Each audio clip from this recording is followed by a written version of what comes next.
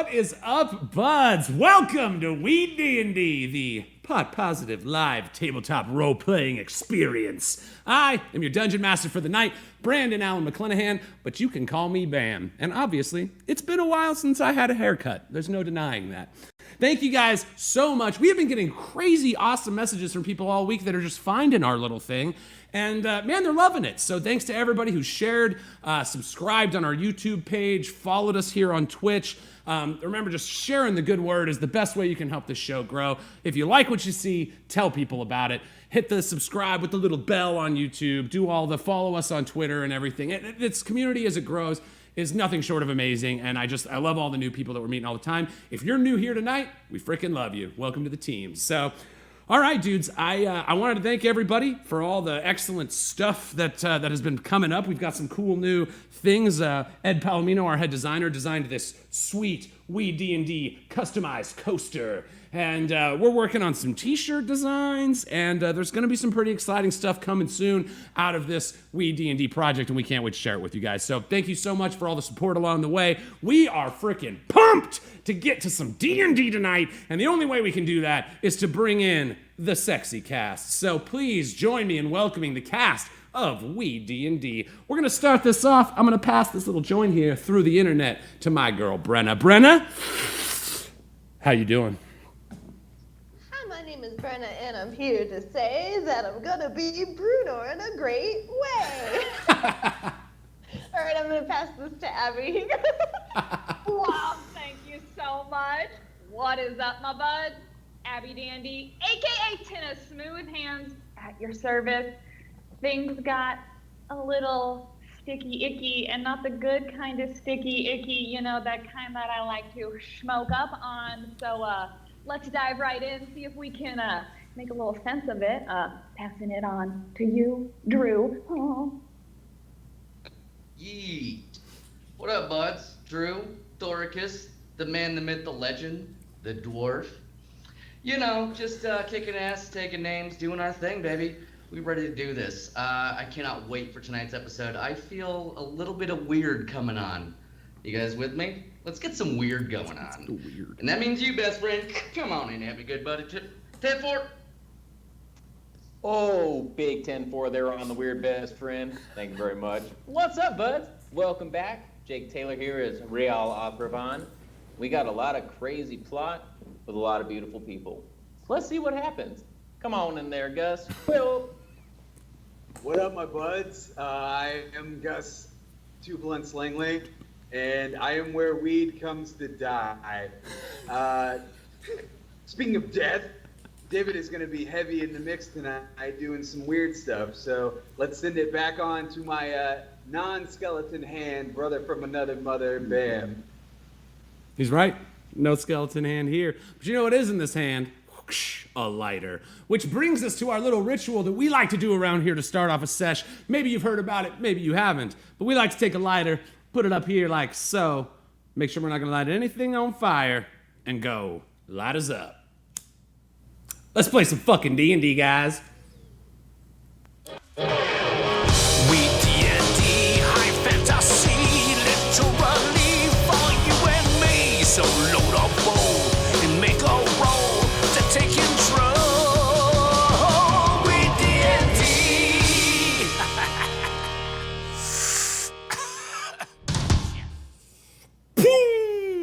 God, it gets me every time. Now that I'm feeling that good D&D, please allow me to set the mood.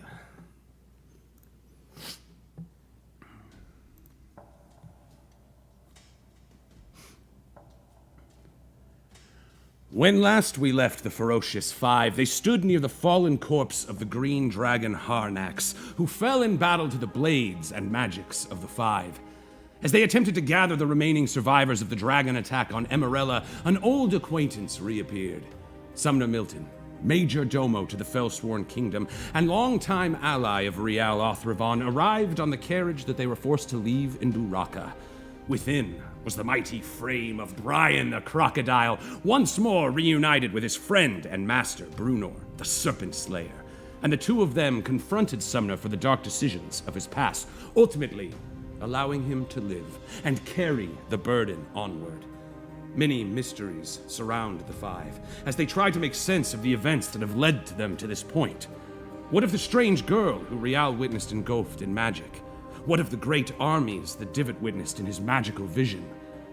What of the crimson scarab found clutched in the hands of Harnax? These mysteries weigh heavy on the minds of the Five.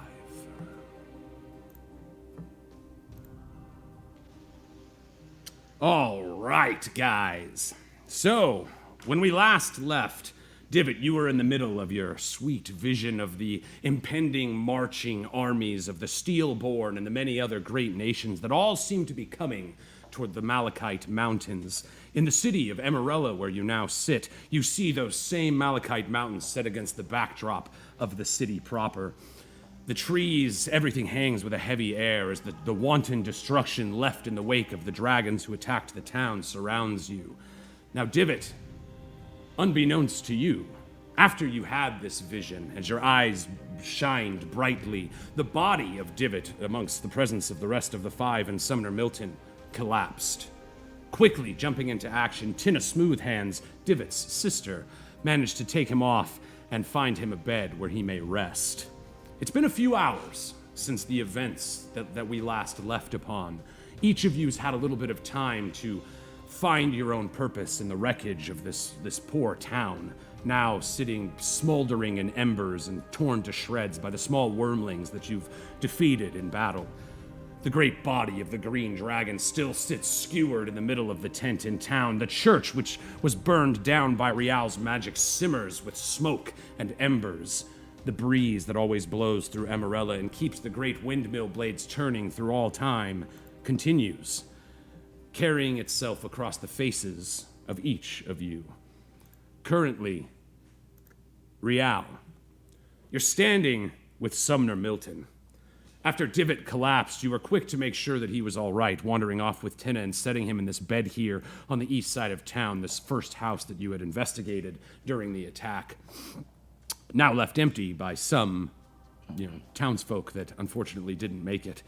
After making sure that Divot was fine and seeing him in the healthy, healing hands of his sister, you decided to go back and return to Sumner Milton, your longtime friend and ally. The man who's you watched over his lands for months after coming to in the middle of the forest, having freed yourself from Ergon, unaware of why.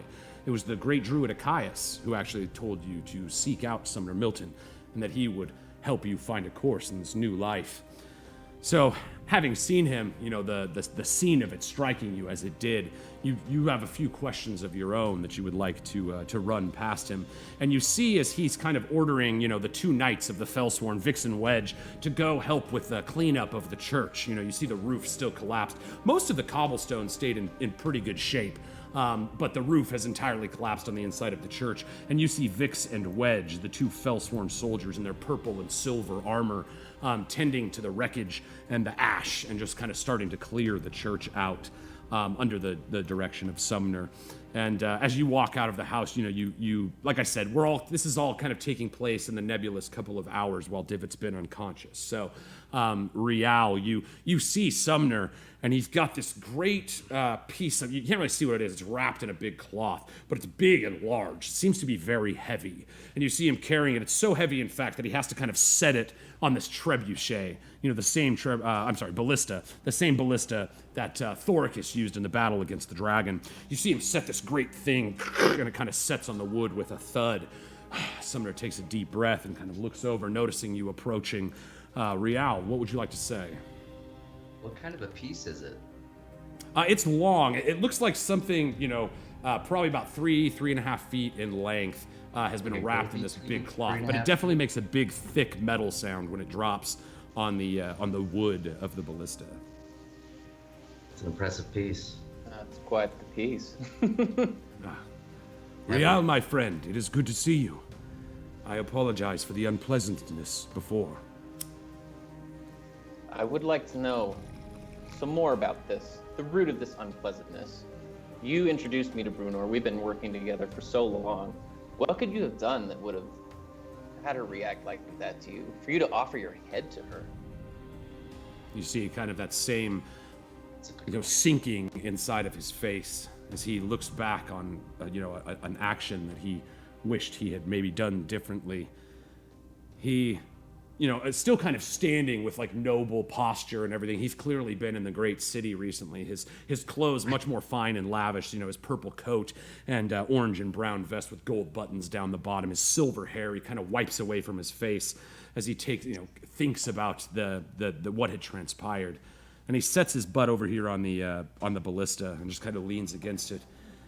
He says, Rial, I should have told you.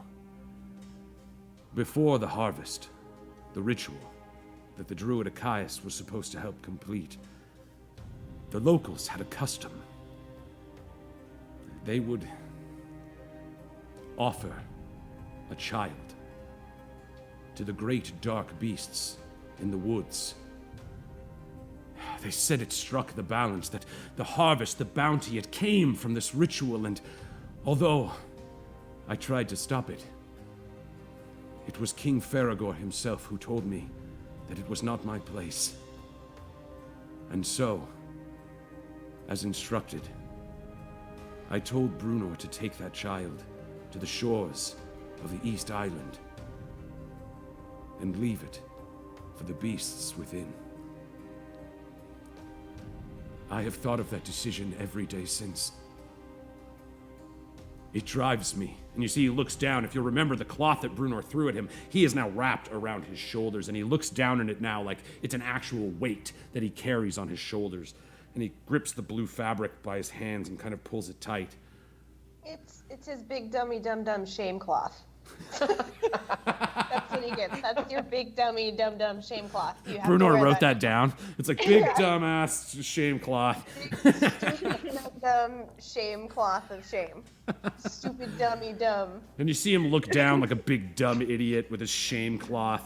And he looks up at you and he says, I assure you, Rial, I shall carry this weight with me until the end.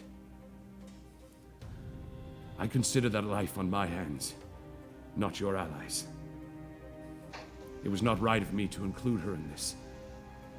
That is why I couldn't ask you to deliver it. Perhaps I should have shown her the same grace. You see, he looks down a little heavy in his thoughts. Nay, perhaps, but I see the weight that you're bearing. I want to know something. Anything. What beasts were they? Was it Syphilis? We don't know. Surely it seems strange of all the whispers, his appearance at the ritual itself, but I'm not altogether convinced that those two darknesses are the same. Rial, I'm sure you've learned by now that there is much darkness in the world. Its intentions are lost upon me. Some seem to kill for chaos, some for revenge, some for purpose. Although these two dark powers may ultimately serve the great masters, I am not positive of their link. Although it does seem very coincidental.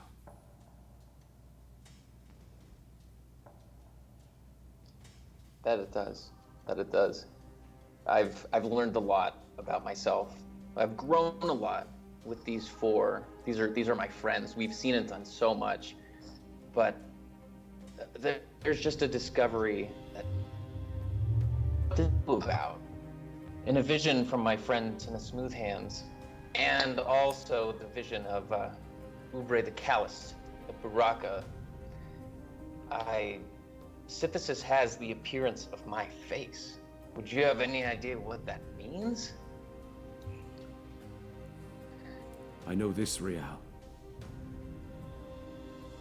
I read the words of the Shekinda prophecy.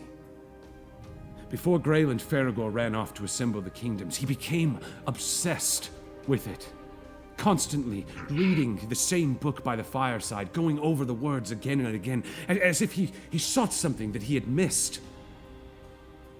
I have to admit I myself recoiled when I saw the name of your family mentioned in its words. Through the kingdom of Othravon shall Everindel fall. I don't understand what it means. And Greyland made no mention of you. I unfortunately, friend, suffer from the same lack of knowledge of the world events as you do. I wish I could help more.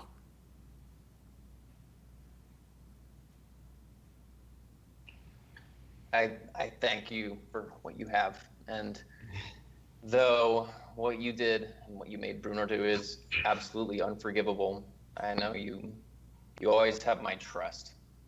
Let's reach out a hand for the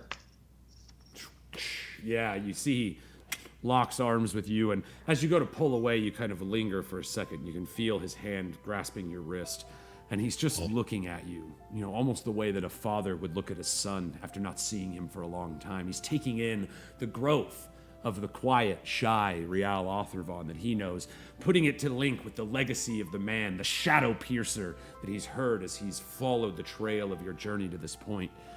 And as he looks at you, his eyes tear up with pride. Rial, you are the best of us. You are the light that will carry us through. If humanity's weight weighs on your shoulders, I know there is no one more suited to bear it. I love you, Rial. I worried I would never see you again. And you see he, after clasping arms with you, he pulls you in tight and quickly just wraps you in his arms and just kind of lets a little bit of the heaviness of his current, knowledge of the world let out. And once more you find a grown man leaving a little salt water on your shoulder. making all the boys cry. That's what Rial does.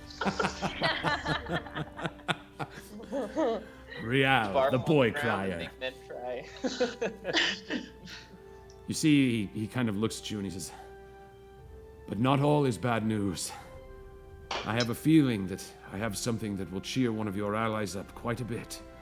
You see, he turns around and he lifts up the large wrap bundle once more, and he kind of leans back on the heft of it. It seems like he's weighing, a good 100 pounds in his arms.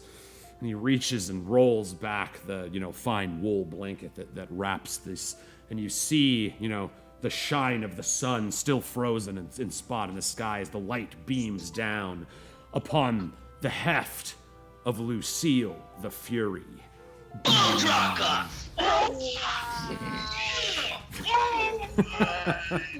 He's bringing back Brian. He's bringing back Lucille. He's trying to get in all your good graces. And yes, you see the phoenix engraved upon the side of the blade. Its wings flapped and shooting forth this little whirlwind of wind. That's the picture that sits on one side of the axe blade. You look down, and knowing the truth a little bit about the namesake of Lucille, you look down, and right at the heft where the shaft meets the blade itself, you see the gem that wrapped around its base. The namesake of Lucille, the stone of Lucille, Thoricus' lost love, is still on the axe. He says, "I found this in the Mirkwood, near where the Burakkans told me they last saw you. I don't know how he swings this thing, it's so heavy. But I would like to bring a smile to at least one face today, Rial. Do you know where he is?"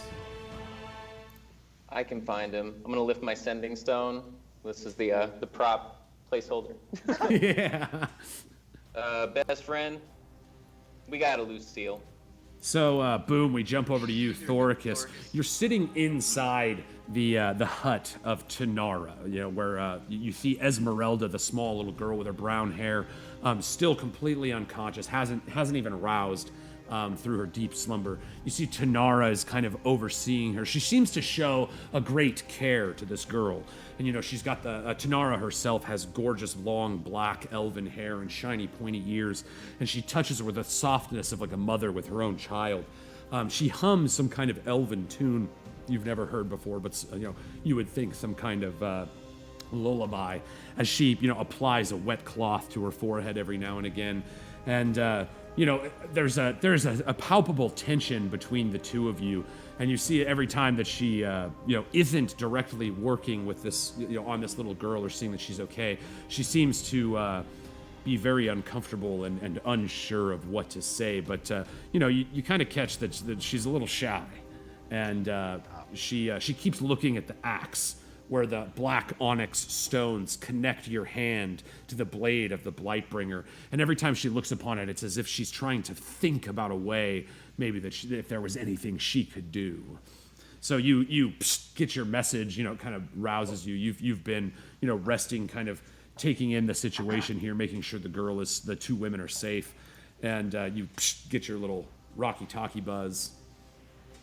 Yeah, what's up, best friend? Yeah, it'll be just 1 sec. Yeah, what's up? So, that axe that you love and adore and that we lost? Yeah, fuck. She's anything. here. I'm here. sorry. Say again. She's over by the ballista. No. Yeah. Come on. We've already had a hard enough day. This is I'm not fucking ridiculous. with You don't need to. Look, we'll find her. I promise you that. We will find her. Okay. We found her. It's outside. Please. We only have 6 seconds. Okay. I will come out and be surprised as hell. Okay, I'll be right out. Over and out. Thork is out.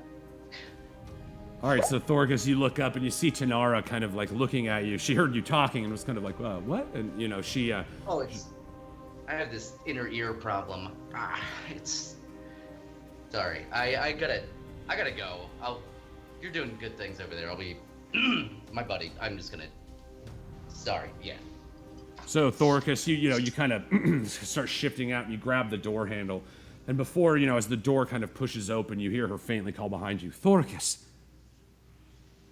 And you turn and you see she's kind of standing there and playing with her fingertips and her wrists as if unsure what to say. Thank you. Yeah. Thank you. And then she thinks better of it and goes back to wiping the brow of the child on the bed. Oh. Yeah, no. Of course. All right, I'm gonna go.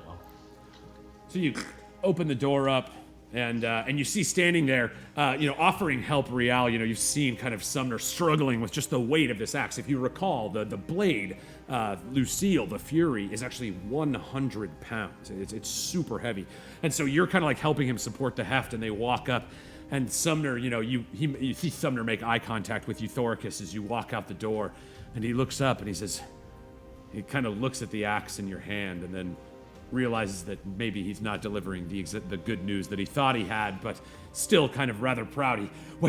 And he pulls the wool back, and you see her in all her light. The sun washes down, and there's the great, your girl that traveled with you through many, many tales, many roads, many inns. Lucille the Fury sits held up between Rial and Sumner Milton in front of you. Oh my god. You are my best friend. That's like the best gift you could ever give anyone. Oh my god. How did you do this? We like found I it. have to go through dimensions and shit to go and find her. We found it in the Mirkwood, near where the Burakan said you disappeared. I thought, and he kind of gives you like a little sly smile, like this is the only good news he's had to deliver for the most part in this entire thing. I thought you'd like to see the old girl again. And he tries like lifting it up to you. He can't even support the weight like to forward it. So he's kind of just shifting it over to you. Dumb idiot. It's fine. It's that dumb shame blanket. Shame scarf or what was this? Shame cloth. Shame. Big dumb Shame idiot cloth. shame scarf. Dumb idiot shame scarf that's weighing you down. She's light as a Bad feather, times. bro. Thorkus, you go to reach out, at the first sight. Again, it's like seeing your kid after, a long summer. You go to reach out, and suddenly you realize you're reaching with your hand that doesn't open. And it's like you can almost feel, all the battles you've been through and what she would feel like in your hand right now. But you feel your own hand just pressed by rock against this other blade. And you kind of remember, in the heat of battle, having to shift to your left hand while you repositioned. And you're like, she'll fit there the same, Reach out as your fingers wrap around the heft, similar to when Brunor spotted Brian again. It's like one of your great long allies is back. And as you kind of hold it up in the light and the light just glows down upon it, you look, and for a moment you're reminded as the stone tied around the handle of the axe gleams, the namesake of this rock, your hometown of Coolmara, where you were banished for the murder of Beckus Greathelm, your mentor, who you know you didn't kill, watching him murdered by Sisyphus, having to leave your family, your friends, your regiment behind and wander the roads. You thought you'd lost her. You thought you'd lost your connection to your past. But there she is, to remind you once more.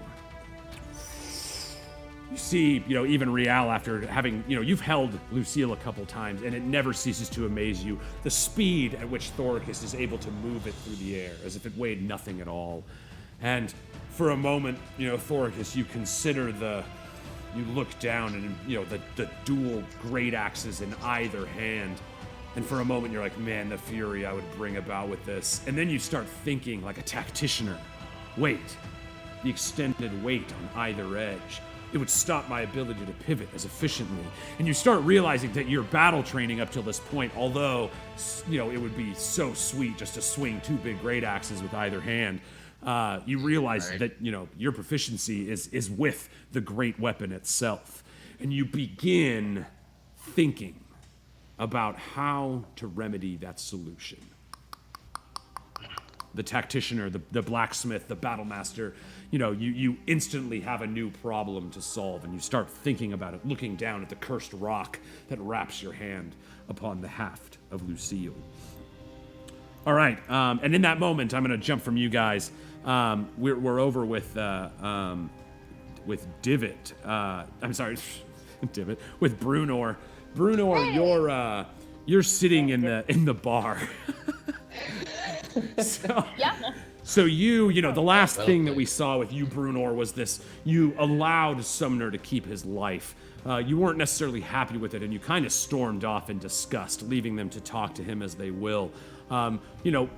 You understand why he did what he did, but you do not forgive him for making that decision for you.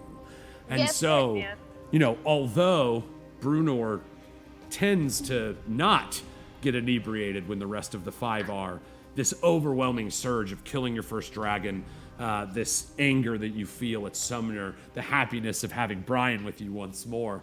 You guys, you're sitting in the bar. If you'll recall, the door in this bar has been blasted off the hinges. You can only guess from looking around that these wormlings must have gotten inside. There's great claw marks tearing through all of on the door, and it's kind of splintered against this back wall where you see Brian just chewing on a little piece of wormling meat that he happened to snag off a wormling as you walked past them. You see he's very happily just going about snacking down on some of this legendary magic meat, and that's what we call it. And Brunor, you just walked up, grabbed a cup off the wall, and splintered a keg open with your sword. Rather than deal with operating it, you just broke it open, held the cup underneath, and filled it. You're now sitting at the table, looking down at Brian, who again, still wearing the dragon wings from the Great Dragon Chase, and again, his body, he looks like he's been oiled and rubbed with salt water and just treated so fine. He seems to be in extremely high spirits. You're kind of sitting there at this table, and kind of lost in your own for a while, and you finally look over and you see this kind of horrible sight. This person on the other side of the room that you're in seems to have been mangled by a wormling. His body has been split into thirds. So you see like some of his fingers lay in pools of blood on the ground. And his body literally looks like it was raked through by sharp talons that just tore him to pieces. You recall one of the people mentioned that you were trying to save was a man named Magnus who worked here. You're looking around. Go ahead and make me a perception check. Sure.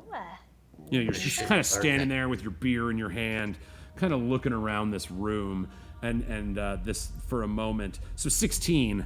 You rolled a 12, got the 16. That's good enough. You look down, and in this great pool of blood that's near the base of this body, there's a boot print. There's like a little smallish foot boot print, and then it left a couple boot prints of blood leading toward the door. Just kind of a strange thing that you notice. So it looks like, I don't know, maybe somebody got here first. or you don't really you don't have the meta knowledge that Brenna does, and so yeah, that's something that definitely seems a little strange. You kind of turn and look, and you're looking around for other footprints or anything like that. You just see one bloody footprint right by this pool of blood, and then a couple little ones as it kind of trailed off and cleaned off on the floor. So yeah, you're sitting in there and you see Brian snacking down. You've got the beer, you see the blood. What do you do, Brunor? I'm just gonna stay here and keep drinking. Heck yeah. With your you grab a glass, what's that? Yeah, glass jar of some kind, and you pour out some Everendell moonshine. Yeah. And we all remember to hydrate. I'm just saying, I gotta wind down. I have too much. There's too much to deal with.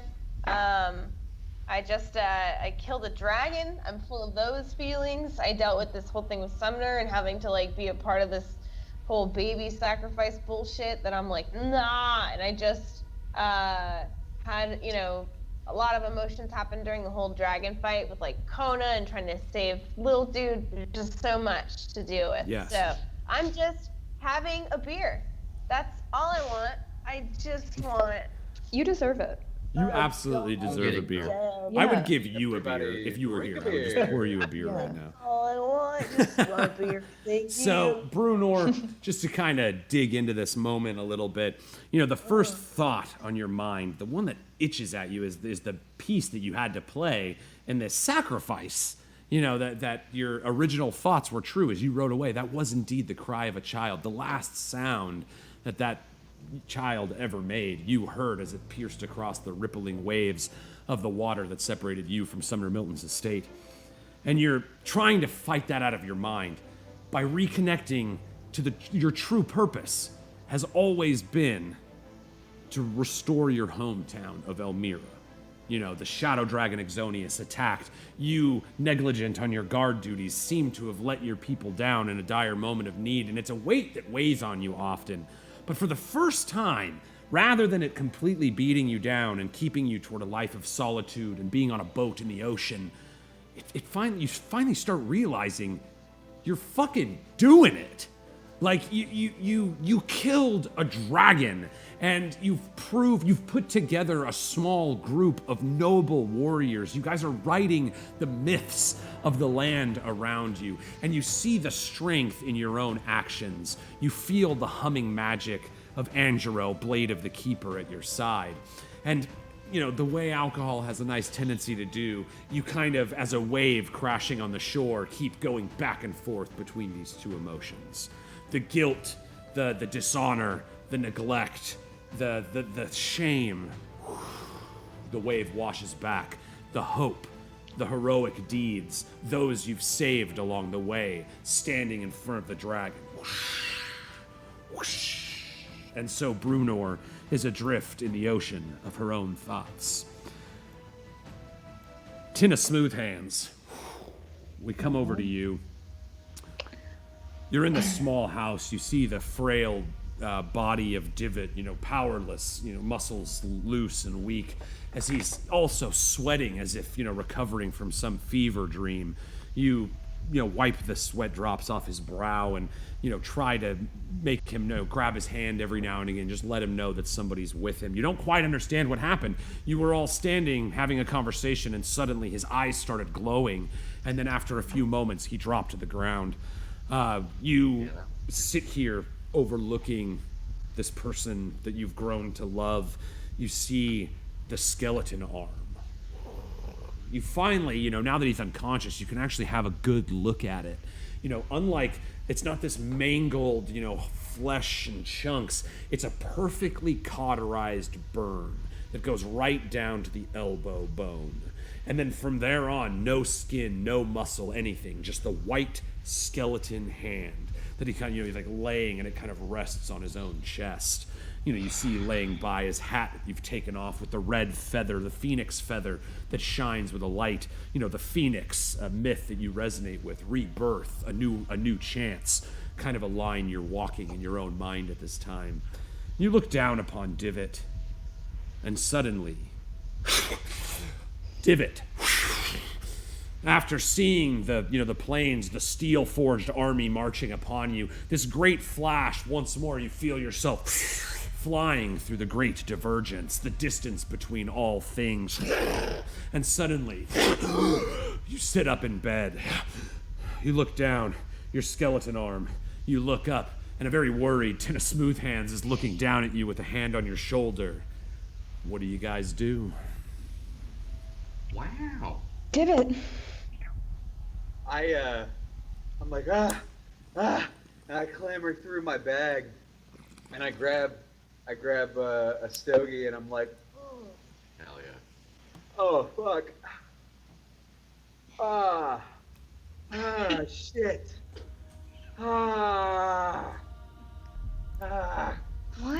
What happened? and I just like I take a deep and I look at her, and I'm like, you don't want to know. Divot, you're different now. And I'm like, oh, really? Alright, I really don't want to be around him. So I think I kind of want to go get a drink with Brenor in the bar, actually. So yes, once more you see, a quality very familiar of yours in your little brother, his inability to take anything seriously. And so yes, Divot, you kind of see this look of a little bit of betrayal, across the face of Tina. She's been over you, taking care of you, and doesn't seem to be in any mood for your exploits. She stands up and with a huff kind of walks out. Tina, you open the door, you feel the sun wash down on your face. You look up, God, it's annoying that it's always sun. You wish you could just have a night to go walk off by yourself and be alone with your thoughts. You think about all the other people in your party and, the calling toward one of the people you've grown closest with, Brunor, who you saw walk off toward the inn earlier. You decide to kind of go down that way. You walk past, and I'm sorry. These I guys. just long to connect with somebody, and I don't recognize any familiarity in Divot anymore, and I want to connect. As she's walking out the door, I'm like, you grow tired of the light, but it's the darkest it's ever been. What are you even talking about? Hey, quit pulling your sister's hair. I ignore whatever else he yells at me, and I head into the bar. All right, so you walk out, you see the sun, kind of perturbed again. It's it's what happened to the Divot you knew, and all these changes. You don't quite understand how so much could have changed so quickly. Who wouldn't want to have another brother or sister? And yet, after this discovery, it seems your relationship has changed even more. You kind of walk around noticing the same things. You hear the two children. Yes, Albie and Emily. I tried to be quicker. That was you got me. Emily and Albie and their father Kumal all seem to be in this house. You see some light on inside as they you just kind of hear the kids playing around with each other a little bit, but seemingly kind of quiet. As you walk by that house, you notice that, and then you come upon the bar. You walk around, you see the same thing that so far Rial and Brunor have. This door here, even though totally still there on the map, has been blown off its hinges and rests upon the back wall there. And so you walk in, and you see Brunor. Can I ready in action? Can I ready? He was like that when I got here. Like, can I ready in action? So I'm just gonna say it to whoever comes in the door. Like, I'm just like, I like my back's to the door, and I was thinking like, could I think of a funny joke? It's like, no, I'll just convey the thing. I was like, I don't want anyone to think Brian killed anybody. Do I have a pun? I don't have a pun. And then I'm just like sitting there stewing over. Leaning against some of these boxes here. Yeah, you walk in, Tina, and you see, you look across the room, and there's, Brian the crocodile chewing on some flesh, a sight that you've grown a little more used to, but still not anybody's favorite sight, as he kind of mashes on the flesh of one of these wormlings that he snatched on his way to the bar. And you look over and you see Brunor, and you're like, man, this is weird. Like, this is a brooding Brunor. And, cup kind of down at her side. you look, and as you kind of start walking up, as the body of Brunor stops protecting you, you see this horrible sight. The thirds of this being looks, sad, looks pretty, again, with your training in medicine, you notice a pretty clean strike from head all the way to toe has split this beast, this man, into thirds. You can tell the instrument that did so, very sharp, tracks with the weapon's claws. But yeah, you look, and suddenly Brunor, here's your moment, you hear the footsteps behind you, you turn, and you see Tina Smoothhand standing there. He was like that when I got here. You celebrate to yourself in your mind. Yes. I take a seat at the bar, right next to her, and pour myself a drink. So you look over and you see there's this keg that's just like leaking water onto the floor. Then you're like, what the heck? You take another glass. You notice there's a couple on the ground and stuff, and there's just a few kind of store on these boxes and stuff. You grab kind of the cleanest one that you see, go over and fill yourself up. Brunor kind of returns to her seat, sits down. You can, and that experience, you can kind of see Brunor adrift in the ocean of her own mind a little bit, as you kind of both sit there at this counter, having your drinks. I stew similarly myself for a couple minutes, pissed off from the sun and divot. As animals do, you can see Brian seems to be completely thrown off by the weird negative vibes in the room. Like, how like a puppy is trying to like cheer you up when he feels like you're sad? You see Brian kind of doing that a little bit. Like he's just like, and he starts doing the tail wiggle thing that he knows you like, Brunor. And he's like doing the tail wiggle thing and just looking at you with his mouth open, like, and just like, you're still kind of out of it. He's just like trying to overdo it. He's trying to cheer you guys up. You can see Brian's doing his best cheer up. Once I feel Tina kind of sit down next to me, I've gotten like to know her energy now, so I know it's her without looking at her. And I'm like, awesome! I got to say my thing to somebody I knew. Like, I get to read the benefits. But I take a sip of my drink and I pull it down and I say, I was fucked up, the night that Exonius destroyed my whole kingdom and killed everybody. I was fucked up. I was supposed to be standing guard, but instead, I walked off.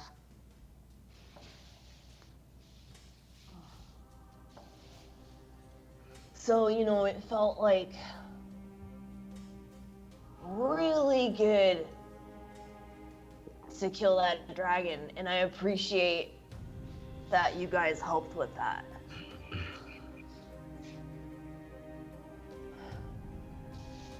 We're in this together, man. I mean, what else are we gonna do? Right? What else are we gonna fucking do? So as you two kind of sit and amidst your heaviness, Divot, we flash back to you over here. So you've watched as Tina has kind of stormed out, and you sit up. A lot of heavy knowledge on your shoulders right now. You're the only one that knows what you just saw, and just to remind you, as you looked down on the world as if it were a map, and all the heartbeats of the world started glowing as little lights, and you saw these great masses of lights start coming in all directions, one much larger than the other, a field of 1,000 lights moving in one. And as you zoomed in, you saw this great steel-born army, these mechanized life forms that are kind of infamously from the dynasty, and marching toward the Malachite Mountains. Now you're not like you're not a geometrist. You're not killer at geometry. So you're not exactly sure. Vespucci, but I know a little bit about Geography? And no, like geometry, like the distance between two things based on their spatial relationship to one another. Oh.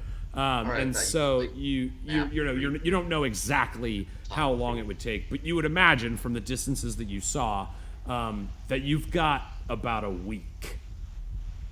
About a week ago. Week ago. All right. Thank you. All right, so I get out of this bed and I like dust myself off, and it didn't even register to me that Tina was upset. I'm just all right, and like I don't know that they're at the bar, but I'm like, I'm going to the bar. Perfect. Yes. Now, Divot, you remember, you lie with a magical grace, hence why your deception was so strong even against your own allies. But even you kind of noticed that some questions were coming up in regards to what you were talking about, like what had happened, what did you mean? And that's right when Sumner Milton kind of showed up and you were saved by the Brian. Right.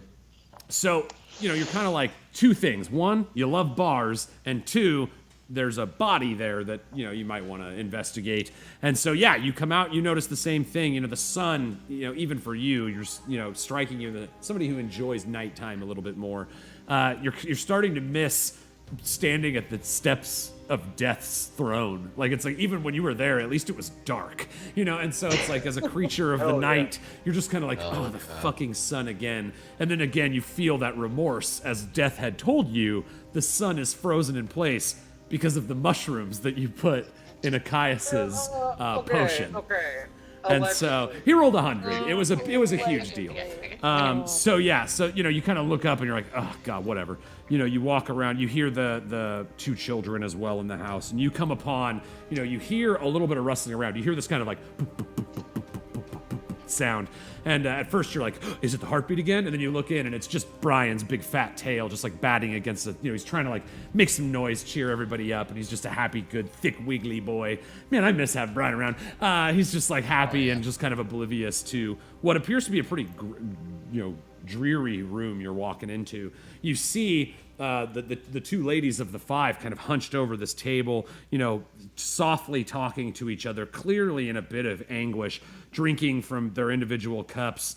And you walk into the door. That's what you see. What do you do, Divot? I look around to see if there's any kind of like equivalent of like coffee. Oh, when I hear him come in, I say, he was like that when I found him.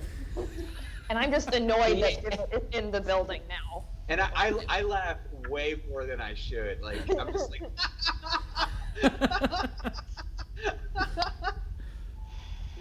Divot, make me a perception check. Alright. Make me a coffee check. This is a two-parter. There's coffee in that nebula. Oh, gosh. Okay, unfortunately, it was the 3. No advantage on this one. I'm going to take a hit anyway, because why not? You don't see a 20 all the time. All right, so you kind of look around, and you're so like, the body over there, ha ha ha ha, you're kind of laughing at the joke, that you come over, you kind of bumble into these boxes a little bit, you're looking around for something like coffee. I'm going to go ahead and roll it. Let's see, little DM, is there coffee around? I rolled for coffee and I passed. So yes, there you do see, a little tin of some grinded black bean, dust. And you kind of pick it up out of one of the little boxes nearby. That's all you really notice, though. That's with your 3 perception. You did find a little coffee. All right, so I grabbed that like dust, and then I grab the nearest bottle of liquor and I like dump it in and shake it up. That's pretty cool. I like that. You see it kind of, as the pressure kind of builds up, it sprays out where your thumb is a little bit. You see the beans juice kind of floating around in there. You haven't filtered it or anything. Bean juice. I smell it and I'm like, yeah, that'll do. Take a little swig of that. Oh, this bean juice? These beans. I do want to give a shout out to Nicole, who does all of our like WeeDnD interview stuff. Nicole Unger. She loves coffee like a mug. She loves coffee like crazy. So you said coffee, and I was like, Nicole. She's gonna love this part. Oh, yeah. Hufflepuff Chipmunk. This one is for you. Hey girl. What? So yeah, I just thought of you, Nicole. Sorry, just thought of that. Anyway, go ahead. So David takes a swig of that and then looks over at Tina and is like, I just hadn't had my coffee.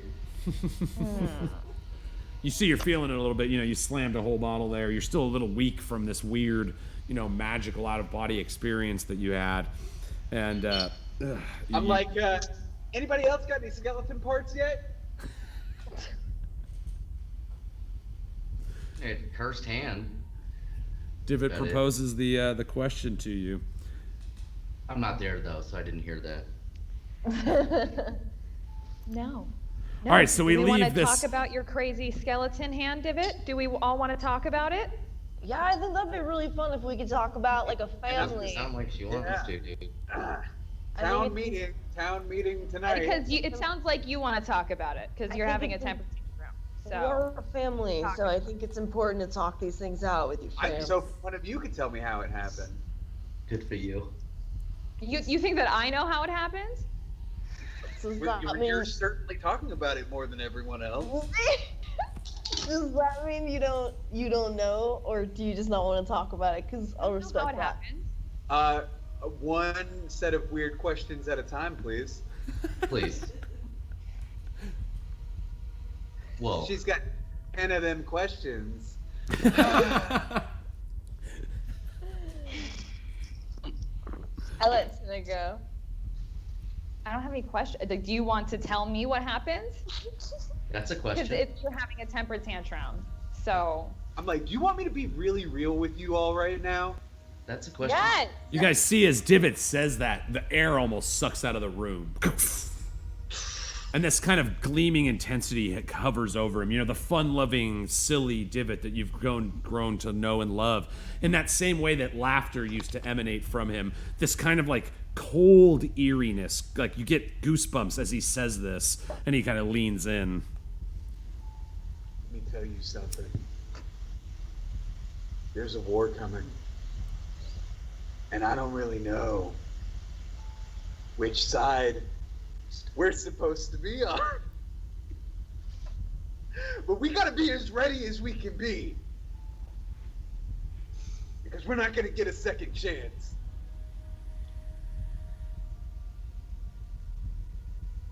And on that, we're going to come back after intermission. That was dope, Gus. I'm sorry. Yeah, that was great. Dude, how do you not with... And there's a war coming. Dude. All right, dope, guys. Again, I do have to pee a little bit. Whenever we go early, you can guarantee it's due to my bladder. So thanks for... I know we're a little earlier than our usual intermish. But, I'm loving this. I love you guys. This is dope. Awesome D&D. Definitely hang around for this sweet intermission. See some of the fan art. See some of the maps from the world of Ganjaria that we will be launching with the live version of our show when that gets around to happening. And check out all the great fan art that gets submitted. And honestly, thanks to everybody for just all the great stuff. Sandy Stein, our music guy. Vlad Kolnek, who does basically the most of our art, is basically the unofficial art director of the show. He's Ben Shell, Gabe, all you guys that have submitted work and everything. We love you, and we love this art. We love this world. We love you guys. We love this, and we love seeing you in about 10 minutes after we take our break. Come back, guys. We'll see you soon. Because war's coming.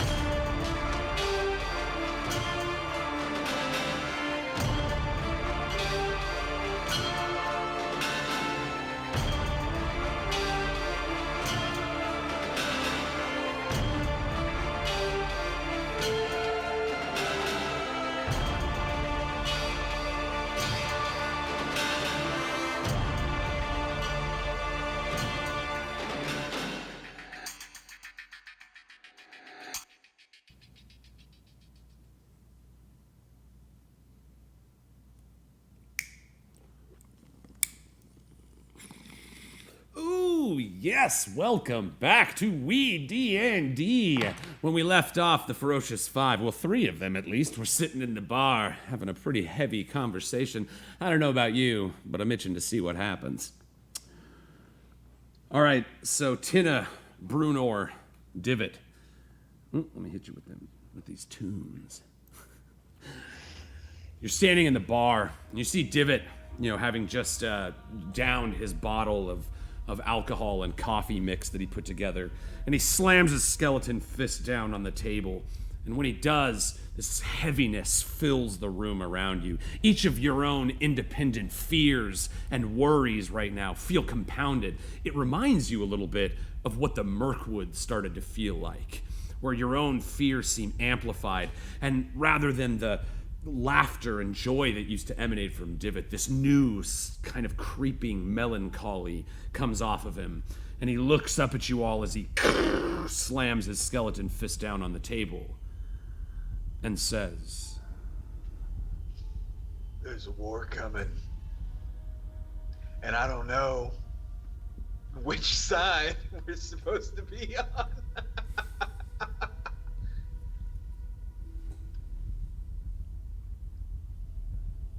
What does that mean? I had a dream, and it was real. I don't know how to explain it to you, but it's gonna happen. The biggest army I've ever seen, and they were all terrifying. Metal people.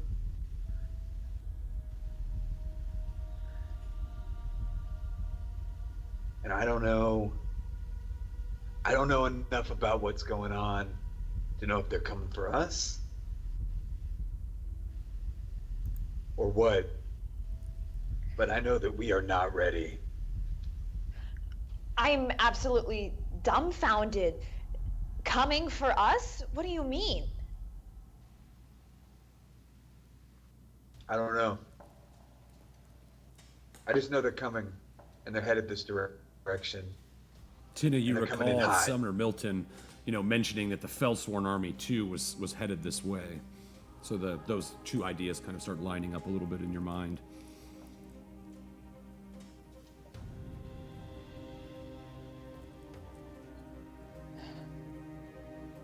So, what do you guys want to do today? Plan a course of action against this army? I don't want to, make too many assumptions. I know they're coming. I don't know why.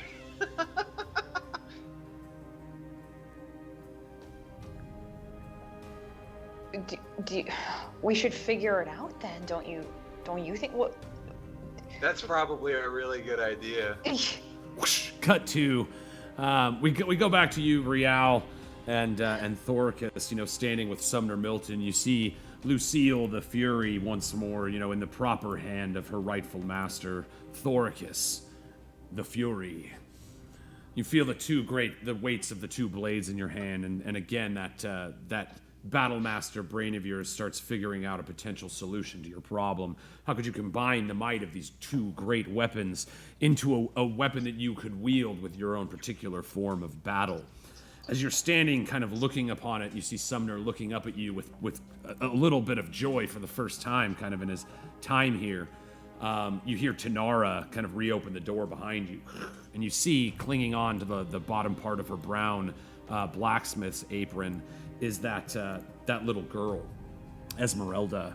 You see now that she's awake, her eyes are like piercing blue, like Snow Panther blue, like Alec Baldwin's eyes blue. Wow. And she's other than that, she's a pretty simple looking girl, simple features. You wouldn't be able to pick her out of a crowd of 12 girls if not for these distinguishing, striking blue eyes.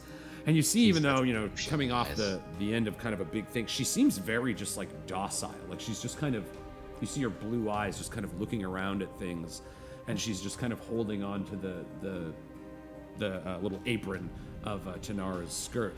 And you see Tanara says, well, someone's woken up. She seems to have her strength back. Poor dear, and she kind of gets down and, straightens her hair a little bit, presents her up a little bit. She still can't talk. I thought she should know. She kind of looks at you guys, nods, and doesn't really know, what to do. She's just kind of sitting there with the little girl.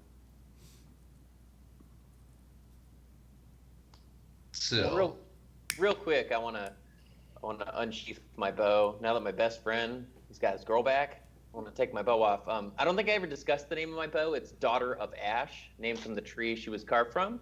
oh, So that's my girl. So I'm gonna hold it Like out that. and cheers it to my boy. hell yeah. Oh yeah. The Daughter of Ash and Lucille the Fury. One of those moments that bards will write about in the future, to be sure. Each of you, again, having grown quite a bit of a bond, Rial having not had many male role models in your life, Thoricus has kind of been the one that has taken you under his wing and treated you like a man, and so, the bond that you guys have in this moment, it's kind of a nice reflection of how far you've come. And as you kind of both look upon each other with pride, and you see Sumner Milton's just kind of like everybody, even Tanara and even the docile little girl, everybody seems to just be kind of like looking at this heroic moment twixt the two of you. Dope sauce. Hell yeah. I told you it's gonna be fucking dope sauce. So yeah, you guys are kind of like, you hear Vixen Wedge, unidentifiable which one is which. You look back and you're like, is that one Vix? I swear Wedge has the mole. You can't remember.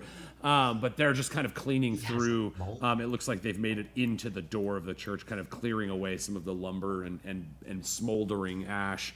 As they can just continue working on. You see Sumner, he looks at you guys and realizes he's a little out of place in this particular moment. He's like, I will do what I can for this city. Please, to your business. And he kneels. He says, if you need me, I'll be helping. And he just goes over and he kind of starts, you see he rolls up his real nice, clean sleeves and isn't afraid to do the dirty work. He starts clearing out some of the splintered ceiling that's spilled out from the floor as Vixen Wedge clean. He seems to just be going right to work. Can I tell him to search the houses and end up at Kumal's house? He's a pretty pleasant person, so that might cool him down a little bit if he's like, I'm Sumner Milton, I'm checking in, blah, blah, blah. Yeah, you see Sumner looks at you.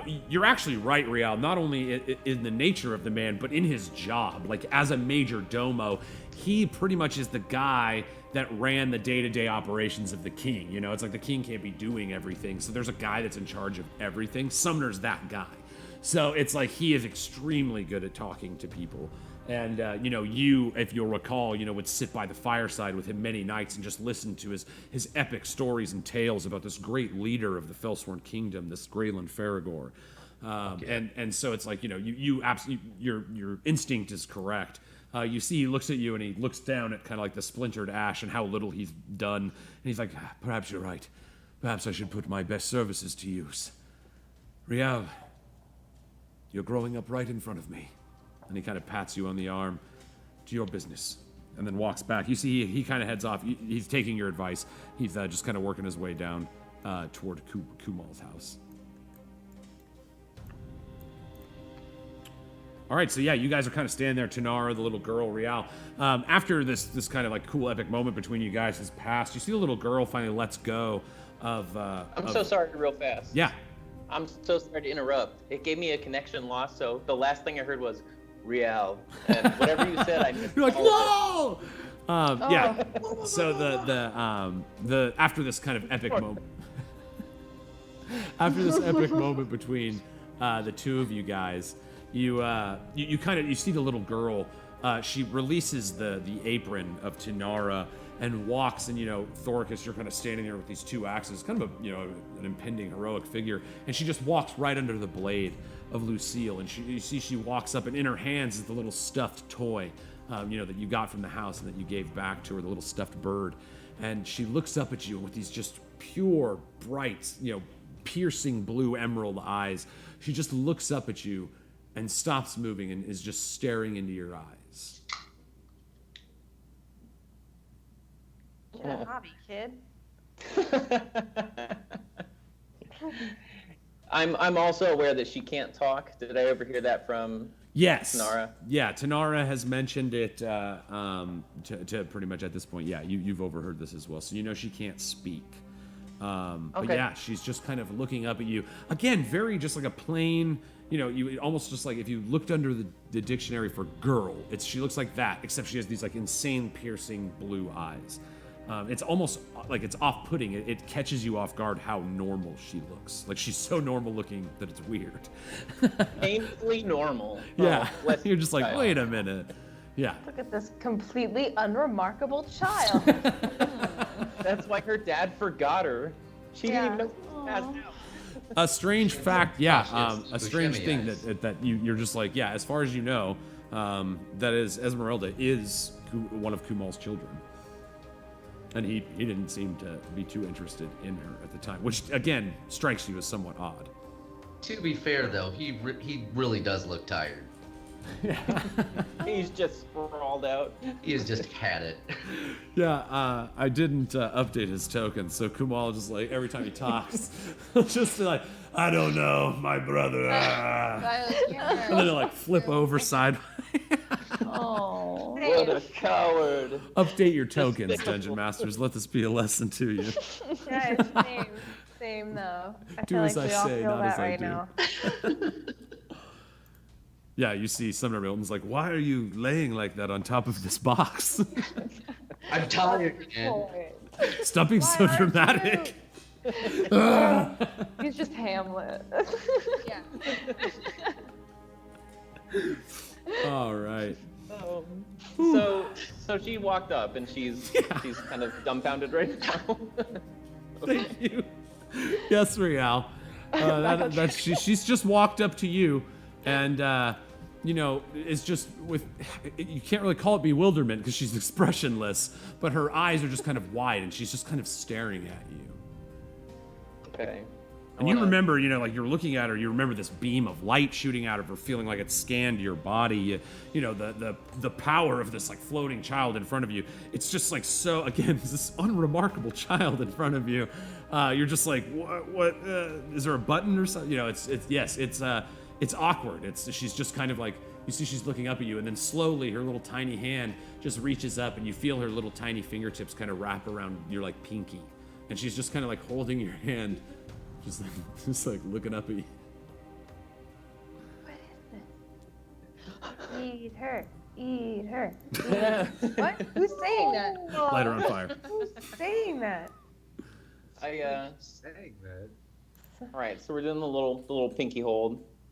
I'll just like give her a little tug to get her attention and like motion towards the ground. I already have the bow out, so I'm gonna write in the sand, "Are you all right?" In Elven. Are they all Elven? Yes, Yeah. they're at least half elven. You haven't like really given a good look to them yet out of the action sequences, but they all have elvish characteristics. Kumal Okay. is half elven himself. I better just write it in English then. I thought it'd be cool, but let's stick with English. She just can't talk, right? She's not deaf. Right? Yeah. Do you ask her that? Well, no. He's like, are you? I retract my statement. Well, I mean, no, like you do know she can't speak, but you know what I mean. Like it hasn't been discussed if she's deaf. That's a valid Right. question. Gives her a way to Can write see, back. though. Yeah, she can see. Let's hope She's looking so. right at With Rial. with those piercing blue eyes, that's all she's got, this normal child. This very boring child. This is gonna be the greatest D&D character in the. The epitome child. of a yawn. Just a yawn in a body. Tens, Oh. straight tens. But just eyes. But just a real fucking Eyes, snooze. though. Boom. Oh my God, A yawn real in the snooze body. fest, though. It got me tickled. All right, so yeah, you start kind of using your bow to draw on the ground, and she kind of like. It takes her a little while. She kind of looks around at other stuff for a bit, and then you see she looks at the pictures that you're drawing on the ground, or like the words that you're writing out, and she looks up at you, grabs your pinky, and starts kind of dragging you. So she is dragging you off toward down where Thunder Milton and Kumal are, if you want to follow her. Yeah. Just find my token. I'm pretty high. There we go. Yeah. She's just kind of leading you down there. So you grab, she grabs your, and excitedly she kind of like starts pulling, again, completely expressionless, piercing blue eyes, and it's just like running you over toward where she lives. So Thoricus, you're standing there. You've got Lucille in one hand, you've got the Blightbringer permanently in the other hand right now, and you turn around. You see Tanara is just kind of standing there, leaning into the doorway, looking at this other exceedingly well-crafted weapon. The excitement in her eyes when she looked at these fiends at the Blightbringer. They look so much alike. It's like the dark and the light version of it, so to speak. Like one is silver and sparkling with these like gorgeous tan wraps and this green jewel affixed to it. The other almost seemingly made of dark stone, but it looks like copies of one another. You turn around and you see she looks at you and she can you wield them that way? You mean like separately, like kind of like that? Yes, like the berserkers of Khorne. I mean, I can. I just showed you that. So I guess I could do that, but that would throw my balance off, and it's kind of my thing. I'm a balance guy. I don't. So, can you do you know any type of elven blacks? Can you help get this off of? I don't want to have this, and I want to put these two things together, and I know kind of how to do that, and maybe you could help me. Nailed it. You see, she kind of laughs at your your awkward approach to that, getting to that question, and you see she with almost the same awkwardness. And you see, as you both kind of bumble over the words, and words fail you. A glance doesn't. She kind of looks you in the eyes. You look at her. You see the blacksmith. Not like a spark of romance. You see like the blacksmith brain comes into quick. You start almost as if you both. How could we do this? And you instantly, as if you're looking and seeing this image in both of your minds in between you, you see a combination of the two blades. Each weapon would have to be shortened, but wielded together. And with the way that you fight as a rotation warrior, you could add that to your style, and it would indeed allow you to fight as both a great weapon Stone Reaver and, a dual blade wielding warrior as the feat. So you got, again, like almost without words, you both see this picture, look at each other, both of you not particularly great with words. You see she just kind of like excitedly grabs you by the cuff of your shirt and drags you into her forge. That is not a euphemism. Sure. There's an actual forge right over here. And yes. Take me to the hot spot. Okay. Yeah, and as the forge down. Let's just go pound some shit out. and so yeah, you see she throws a couple logs on the fire as yeah, she does. As things begin to heat up a little bit in the forge. Don't worry, Drew. I'm not gonna make you roleplay any of this with me. And then what happens? I took off her bra. But yes, let's just say there's a couple different plans being worked on in that smith right now, and you all see an immense heat billowing from the top of the chimney in this forge as you hear the great striking of tools and banging sounds. The great banging in the air. Rial, you start picking up on some weird shit through the old walkie-talkie. Oh. Turn it off. Turn it off. I don't want it anymore. Oh God, no, I didn't. I'll just stuff it in my. Tanara was the man. Can you please just happy birthday to the ground that thing? Happy birthday to the ground. All right. So yes, fade to black smoke in the forge. Rial, we cut back to you as you kind of walk up. You see Sumner Milton talking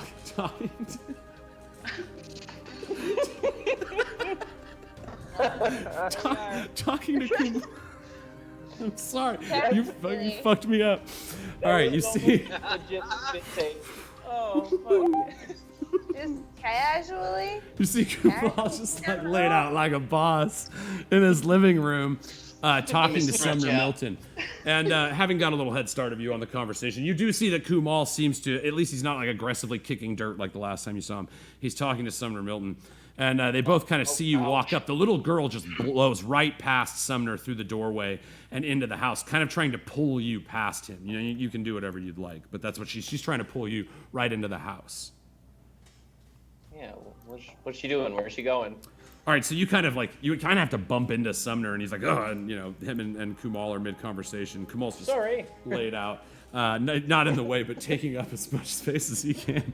I'm not touching you. She's and you see she pulls you past. You see her little brother there. You see Albie just kind of like playing with a little wooden sword, just like, whoa, I'm the dragon killer, and just kind of like sword fighting with the air. And Emily is actually asleep back here in this other bed. You see she seems to be plumb tuckered out. And as you kind of walk in, she's guiding you toward the back. You hear Kumal like, what are you doing? Wait. And he tries to stop you. You see Kumal, he's like, wait. And he turns his body at you, and he's kind of like, why are you coming in my home? I'll grab that floppy hand. You don't You lay grab hands it. on me. Yeah. You grab him, you know, you guys are freaking level 6 warriors. This dude is like level town guard. So, you know, he like goes to like touch you, and you're just so fast, you're like, and just catch his arm. You see he's like, whoa now, whoa. He's not a fool. Whoa, I mean no disrespect. I just want to know what you're doing in my house. You seem to have forgotten a daughter. Yeah, your silent child dragged me in here, sir.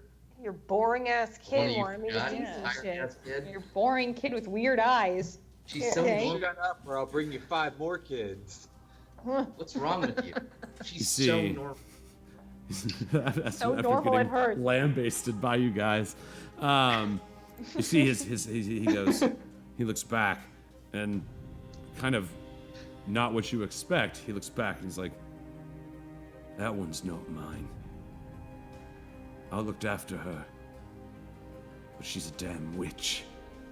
And as he says this, you see the girl is like coming around the corner, and in her arms she has a bunch of paints, like a bunch of different palettes with like paint, little samples and colors, like a couple artboards and different paints, and she just like lays them out, and she starts painting away. And you see she just starts taking her brush got and a creep painting. kid. And he looks back, he's like, damn witch. Hey, Albie. He's like, yeah, Pop. Bring me the painting. You see, you know, he runs off, comes back around. You see, you know, Esmerelda just painting like furiously. You see, you know, whereas before it's still that same blank expression face, but her arms are just moving quickly as she's smearing. You know, she stops using brushes and just starts smearing paint on this canvas, and she's just kind of like in this crazy zone. You see her bright blue crystalline eyes kind of reflecting the image that she's smashing into this canvas in front of her as she grabs for different paints and just smears them on and continues working on whatever her project is.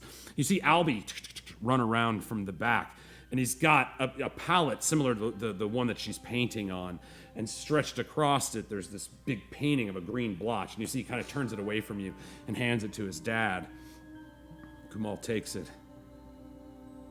I should have known something was coming. It's my own damn fault. She painted this 3 days ago.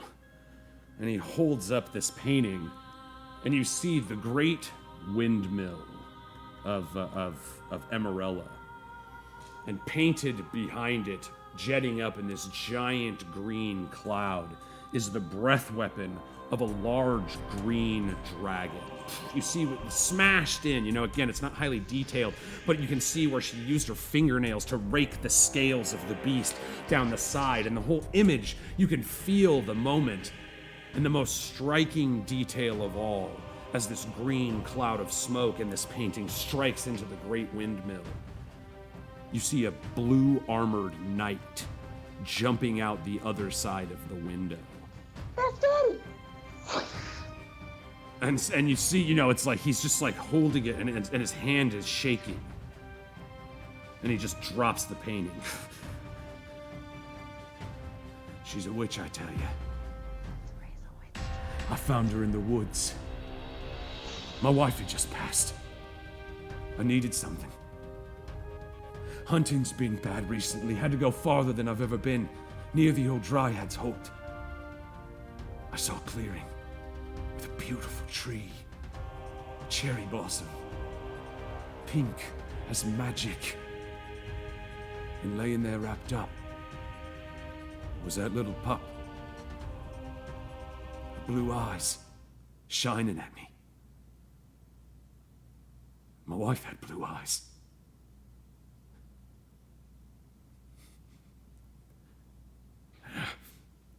She doesn't belong here. And I know I've asked you too much already, but I think you should take her back.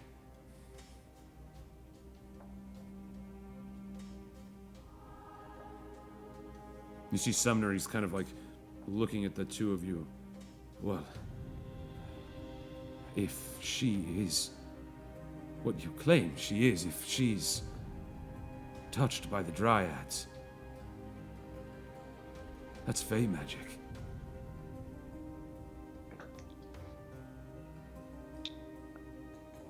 Rial, you see it's kind of like a worried look. It's, you know, covers the faces of both Kumal and Sumner Milton.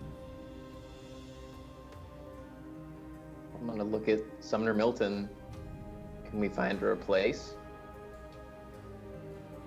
Can we find her place? You see Kumal looks. You gotta take her back to her kind. She doesn't belong here. The Dryad's Hope, where I got her. I never should have taken her. But I missed my wife. And I needed something. But I think I brought this all on all these kind people. And I yell at my brother, but it's my own damn fault too. I should have been ready.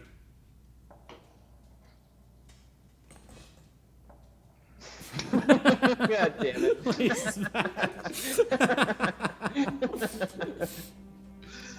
Fuck. All right, so we go to the bar.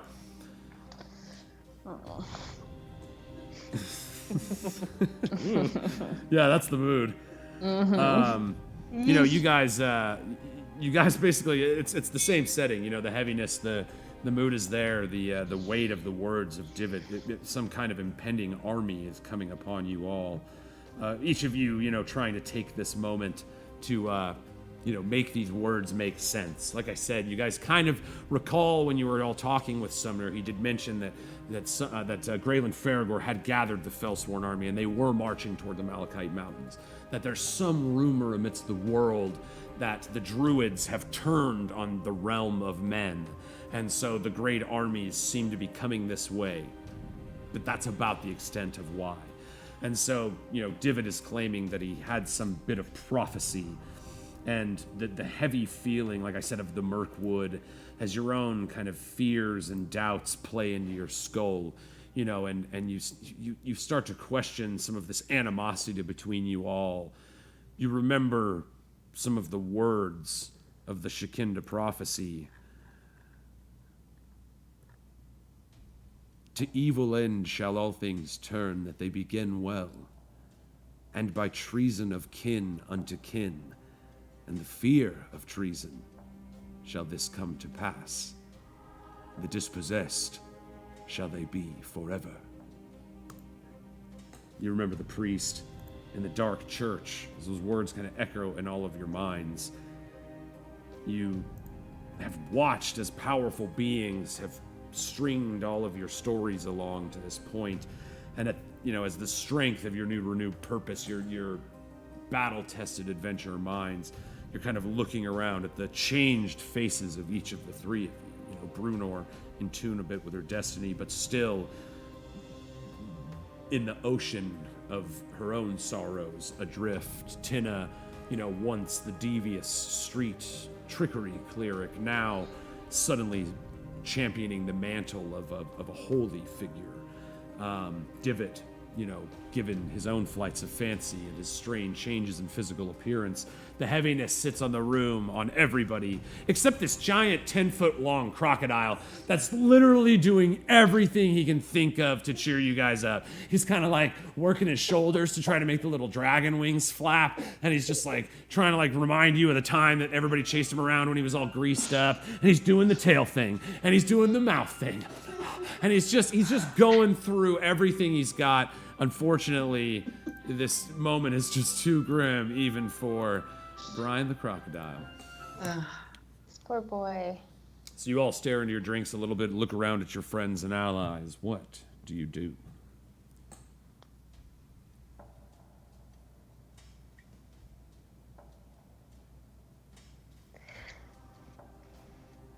What? Well, we may as well make the best of it. Shall we check in with the boys, my sisters? Check in with the boys? What do you mean? See what Real and Ferocious are up to. Yeah, let's do it. Yeah. You guys go ahead. I'm gonna stay right. This glass has blood in it. Why did I drink out of that? I hate it. Blech. Gross.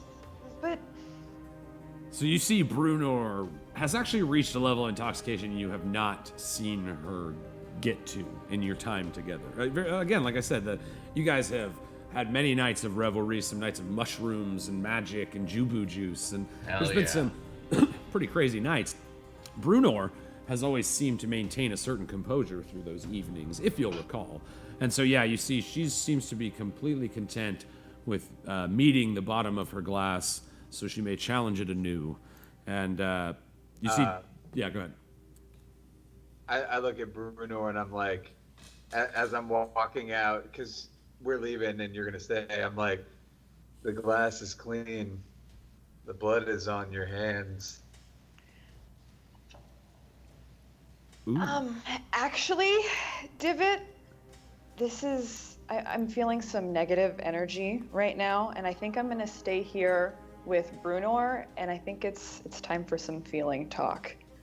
So let's talk about our feelings. oh god, we're gonna talk about our feelings. All right, just listen.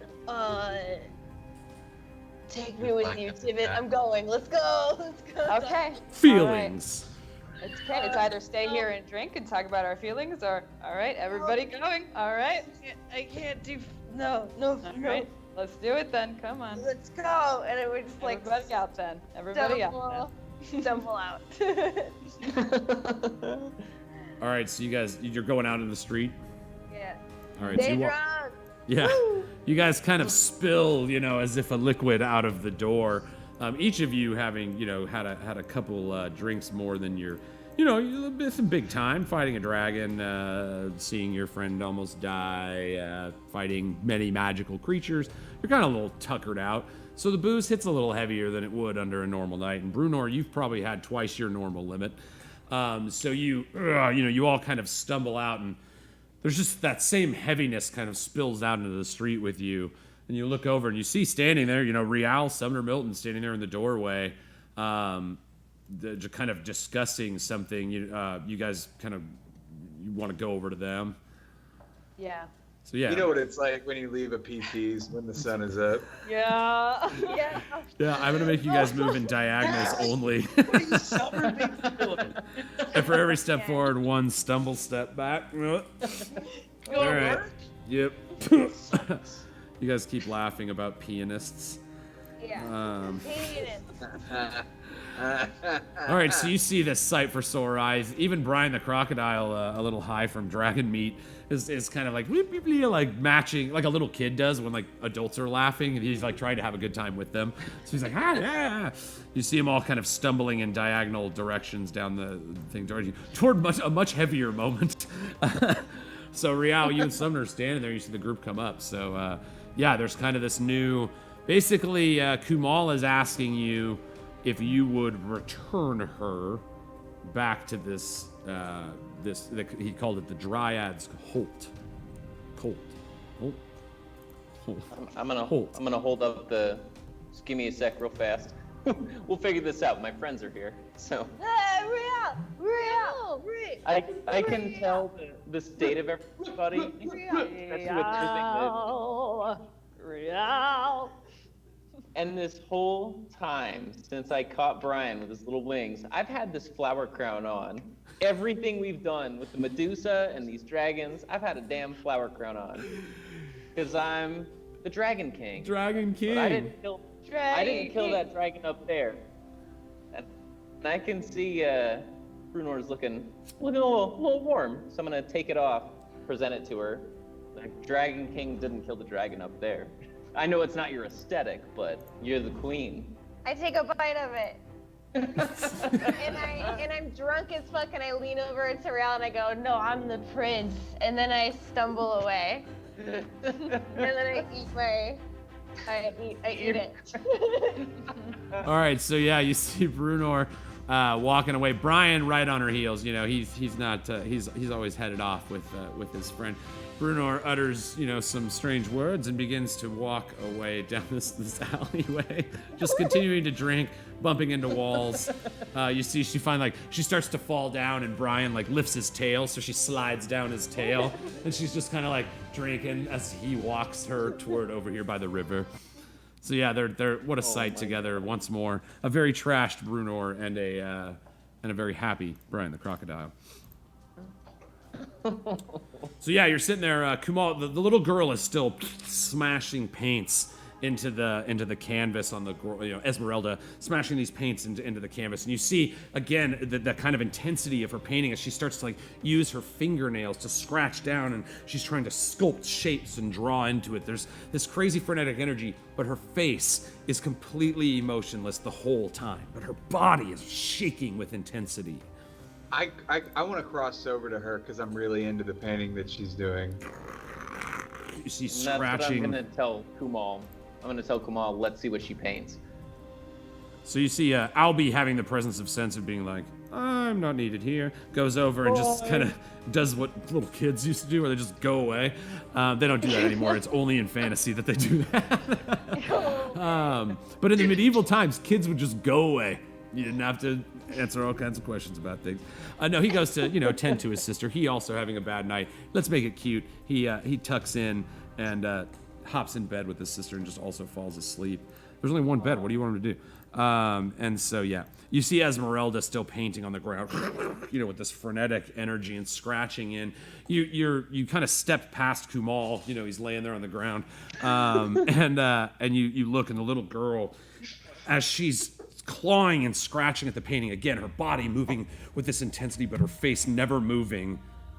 Divot, she looks right up at you, and her body continues just kind of scratching as if it's working completely without connection to her eyes in this moment.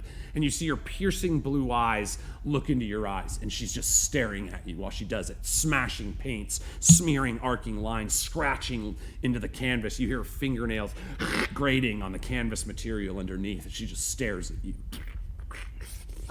I lean down and whisper to her, I'm like, hey, a lot of people are afraid of me too. I like your painting. She looks over at you. Her eyes just continue staring. She doesn't respond. Piercing blue eyes striking on you. Face expressionless. Body frantically painting, smashing. Now, can I see what's going on from where I am? Oh yeah, I'm sorry. Yeah, you've kind of at this point, of course, as everybody kind of walks in, you've walked in this doorway here as well. You're kind of standing there with Sumner and Rial. If you want to go in, there's you can kind of just I want to see her, but I don't want to make her feel like crowded or anything. So I don't want to go in all the way. I just want to have her in sight. So you see, like, the tension that you're feeling there, everybody seems to be kind of keen on. Like, right now, there's one big thing happening, and, you don't, Tina, you don't know about her necessarily, like, the painting that she painted yet. You do see a painting on the floor, which if you wanted to look at, you certainly could. But it's like in this moment, you're just watching. It's still quite a sight to see her body just moving and moving and moving and just fast, like lightning fast, while staring just at, Divot, who's knelt down by her ear, whispering. So, you kind of walk in, you see everybody. Sumner is wise enough. He just stays as far away as he can while, like, just kind of like taking as where you can see it, but he's out of the way. He knows he's an NPC. I feel that frenetic energy, and I'm drawn towards it. Yes. And so as you kind of walk in, you feel that, that tension that was existing between you and Divot in the bar. Again, you start feeling that bubble effect between the two of you. Yes. And he's and in this moment, that anger, that animosity, the brother-sister relationship, the tension that was between you two, as you feel those bubbles of both of your energies pushing against each other, as this little girl is like painting, almost as if by magic, it feels like that pressure pushing you apart is not quite as strong. There's some kind of magic in the air, and you kind of feel that.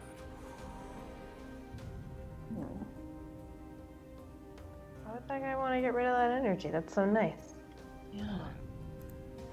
All right, so she continues painting, and with a great thud, you see her take one of her hands, smash it in this red paint, and you see her arm come down.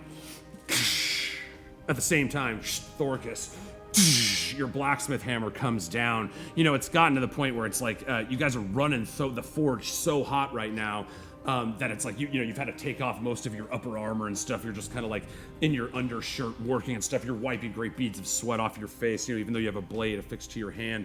You're trying to figure out how, even with the curse, if you could make this happen. And so you're trying to figure out, the crafting device. You see, Tanara tells you a little bit more about herself as you guys work. You see her stick, this little hunk of metal in a pot full of water. It steams up. You see her kind of like gorgeous black hair kind of stick on her face as she wipes it away, and she leans back. And you see she's kind of cut. She's lived like a physical life, and she sits back, and she too is basically just kind of wearing like her undergarments and a not like underwear, but like night shirt and pants with like her blacksmith apron over. It's very hot in the room. She turns around. She's like, I used to be a blacksmith in the city of Eshlune. Have you heard of it? You have. I have not. No. High elves. They live in the trees, far away from the mountains where your folk come from. They look down on you, where we're from. They think they're so smart. They think that using your hands makes you weak. They're stupid. I find a grace in the steel.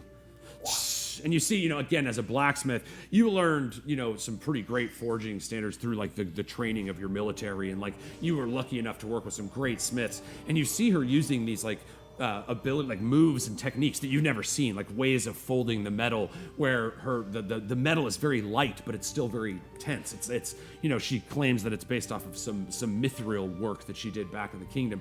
You've heard of mithril? It's a magical elven metal, but you haven't ever seen. Isn't heard of that? Yeah, exactly. Yeah, our Lord of the Rings roots. Right. So yeah, she talks. That's basically she's using mithril methods to try to limit the weight of the blade. So she's going to basically take out some sections of the raw like iron and stone and fill them in with this new weight of melding metal that she's showing you, this elven technique. She tells you that she moved to Emerella because she grew tired of the politics of elven society. They all look down on us because we like a good day's work. I like it here. The people are calm and nice.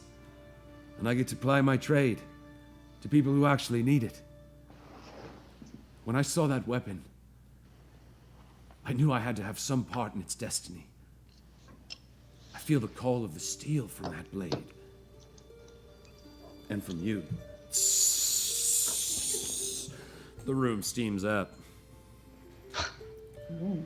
Why did you dump water all over the fucking forge? We're trying to work here, woman. She's like, I'm sorry, oh, I'm sorry. And she's just like awkward and weird.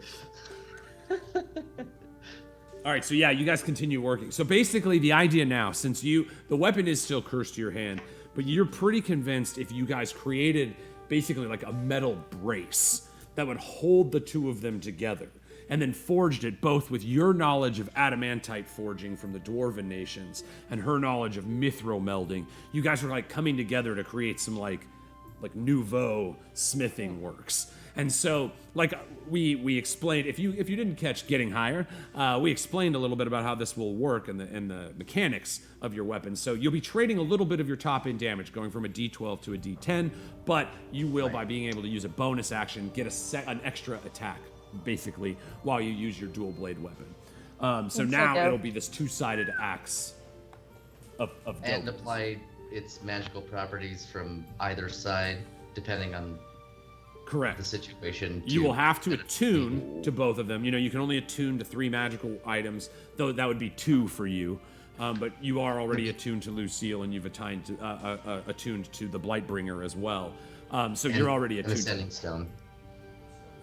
Oh, and the Sending Stone. There you go. So that's your magic. You've got all Great. 3. You're maxed out on magic jump. slots. Boom. So yeah, that's really the only yes. And again, you took a feat, so it's not it's not like this broken thing. We tried to balance it with similarly to the polearm master feat. And so yeah, that's how it's going to work. You are now a dual blade. So not now, but you're still crafting this thing with at the same time as forging a potential romance. with Tanara. You're still stuck to the Blightbringer, though? Yes. Sure am. Yes. Unfortunately, the curse is still there. We didn't find a way to break the curse. Play-Doh snakes? This Play-Doh snake seemed like something Have that you tried Play-Doh snakes? I got Of course. Why didn't I think this sooner? I got snakes on it. Since now.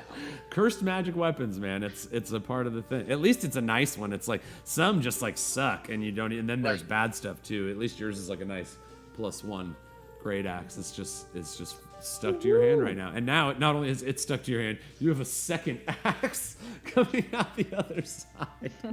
So yeah, you're getting through. But yes, that's kind of what you're doing as you're moving this. You keep adjusting the bracket that's going to hold them together, because you feel as you turn, you're like, no, I can't twist my elbow enough, and so it's like you guys just keep going back and fine tuning. And as your intensity and focus on this project, you guys kind of become closer and closer to each other as the day progresses. Yes. Anything else, Thoricus, in this moment? Well, I did want to say that, wow, I'm really loud. I can hear me echoing somewhere. Sorry. Well, I did want to say that I wanted, if I may, to try to collect the bodies of the wormlings and the young dragon, or it's not a high dragon, but whatever the it's a young dragon. Young dragon, yes. Right. Collect parts, skins, scales, teeth, horns, fins, stuff like that, bones, even claws and teeth. And claws, yes, all of the accoutrement of, potentially making some sort of a dragon skin or dragon bone. Not necessarily armor, because I don't know. I've never played 5e, so I don't know if that's a thing. Yeah, or so if it's not quite as Force dragon armor.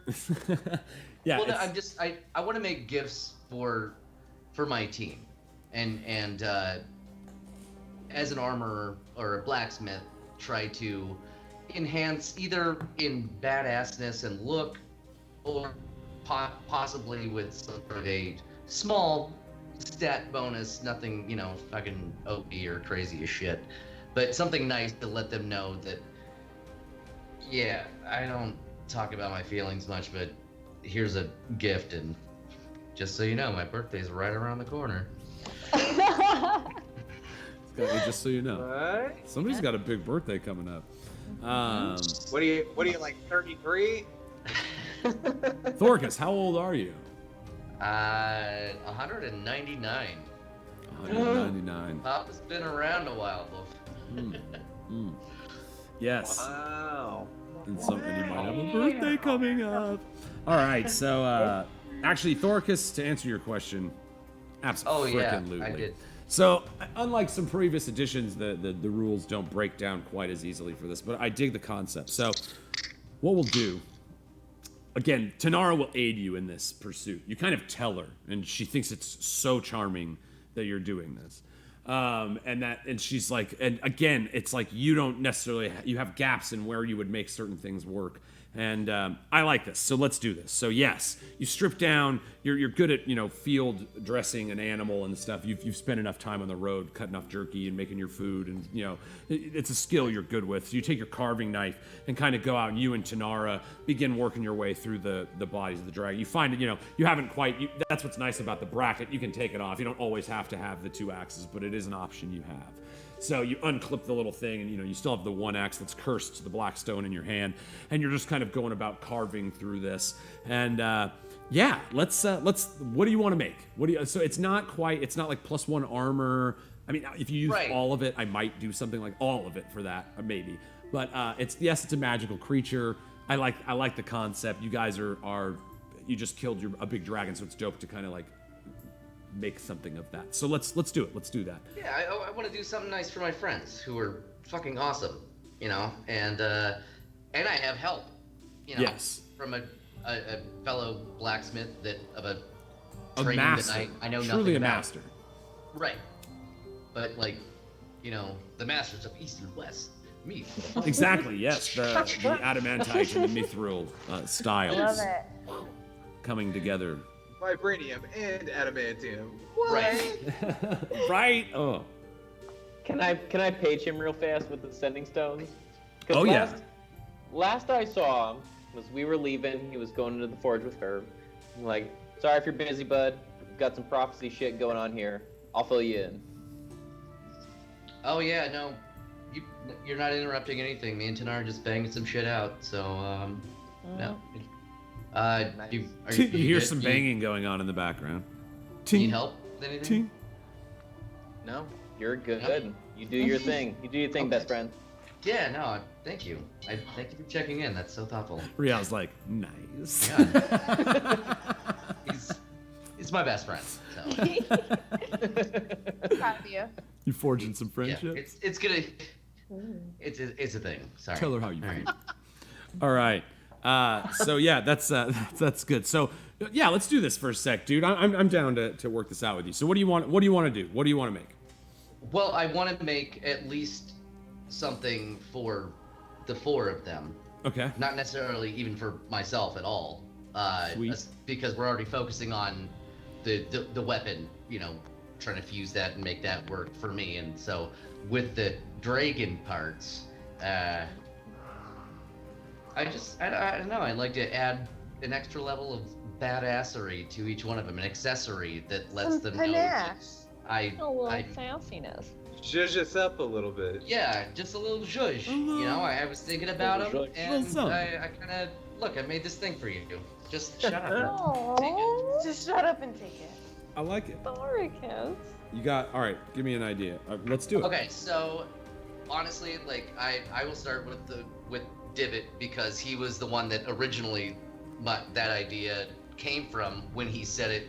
You wanted to have a suit made out of it. Older episodes or something like that. Yeah. And I remember hearing that. I was like, oh my god, that's fucking dope. So immediately I was like, well, fuck, I'm a blacksmith. I could do that. Anyway, so I was thinking of making him like a sleeveless, like almost like a trench coat or like a duster, but then taking like some of the fins like off of the head or maybe off of the back or the tail or something and like lining it up the sides and like making a big fucking like fan of dragon fin around it and just having it, like a nice, I won't say crocodile skin, but if you could imagine a sleeveless, Dude, heck yeah, I can. I see it in my dragons head. don't fucking exist, okay, in real life, so. Dream. All right. So yes, Something you. like that. And That's. I'm also not I don't believe in doing that. I'm just as a visual of I'm so sorry. Yes, True. So It's your vision. I love animals. yes, what you make, so you do that design exactly. It's this cool kind of like sleeveless vest coat, that puffs out. It's got the split in the bottom for most upward mobility, and to add a little flair to it, you use one of the like arms of one of the wormlings, and you pull it inside out and pull all the meat and everything, and then you salt it, and you start kind of baking it by the fire, and you make basically like a dragon claw glove. And so it's the right hand, where his skeletal arm is. Technically, who's to say that that's much better? But instead of having a skeleton, and you kind of clip it with a little clip at the side, so if he needs to, he can just like slide his little skeleton arm into Like it. it's part of the armor already, or the coat. Exactly, Like it's the just like sleeve that clipped he on. just- Yeah. Connect. Yeah. That's awesome. And yeah. it is dragon, Oh, yeah. so I want to give it a little flair. And the magical, but it'll be a resistance to poison damage, kind of like what you have as being a dwarf. So half when you take poison damage, you take half the damage to it. He will still present these to you guys, but I like this idea. So let's see. What about Rial? What do you want to make for Rial? Talking about your best friend. Right. So I'm thinking of almost like a Batman cape, but like with a hood that can come over. So it's kind of ninja, but like use the wings of the dragon so that like if you were to spread it out, you'd see like the bones or the of what the wings were, kind of like Batman if he were to hold it out. I don't mean to trademark or whatever, but so yeah. Oh, D&D is all about stealing from all pop culture. Take this as a note. Steal as much as you want. You You know can what be I'm talking Cloud about, with the like Buster Sword. Like when he holds it open, there's like the bones or the lines of the thing of the cape. And, That's fucking cool. and Like then some of also, them. I was thinking of maybe like, because I assume you use scimitar, the rapier, with your right hand. Of course. I always forget. To maybe make like not, Flexing friendship. I don't know, like some sort of Assassin's Creed type dragon tooth or claw flippy thing that, because he's so sneaky, he could just like flip it out in like Yeah, dragon chakras. neck fuck. I'm just like really overwhelmed with the like, pure Yes. love coming from Jake's face right now towards Drew. Like, I want someone to look at me like Looking at Jake looks at Rial Drew. looks at Thoricus.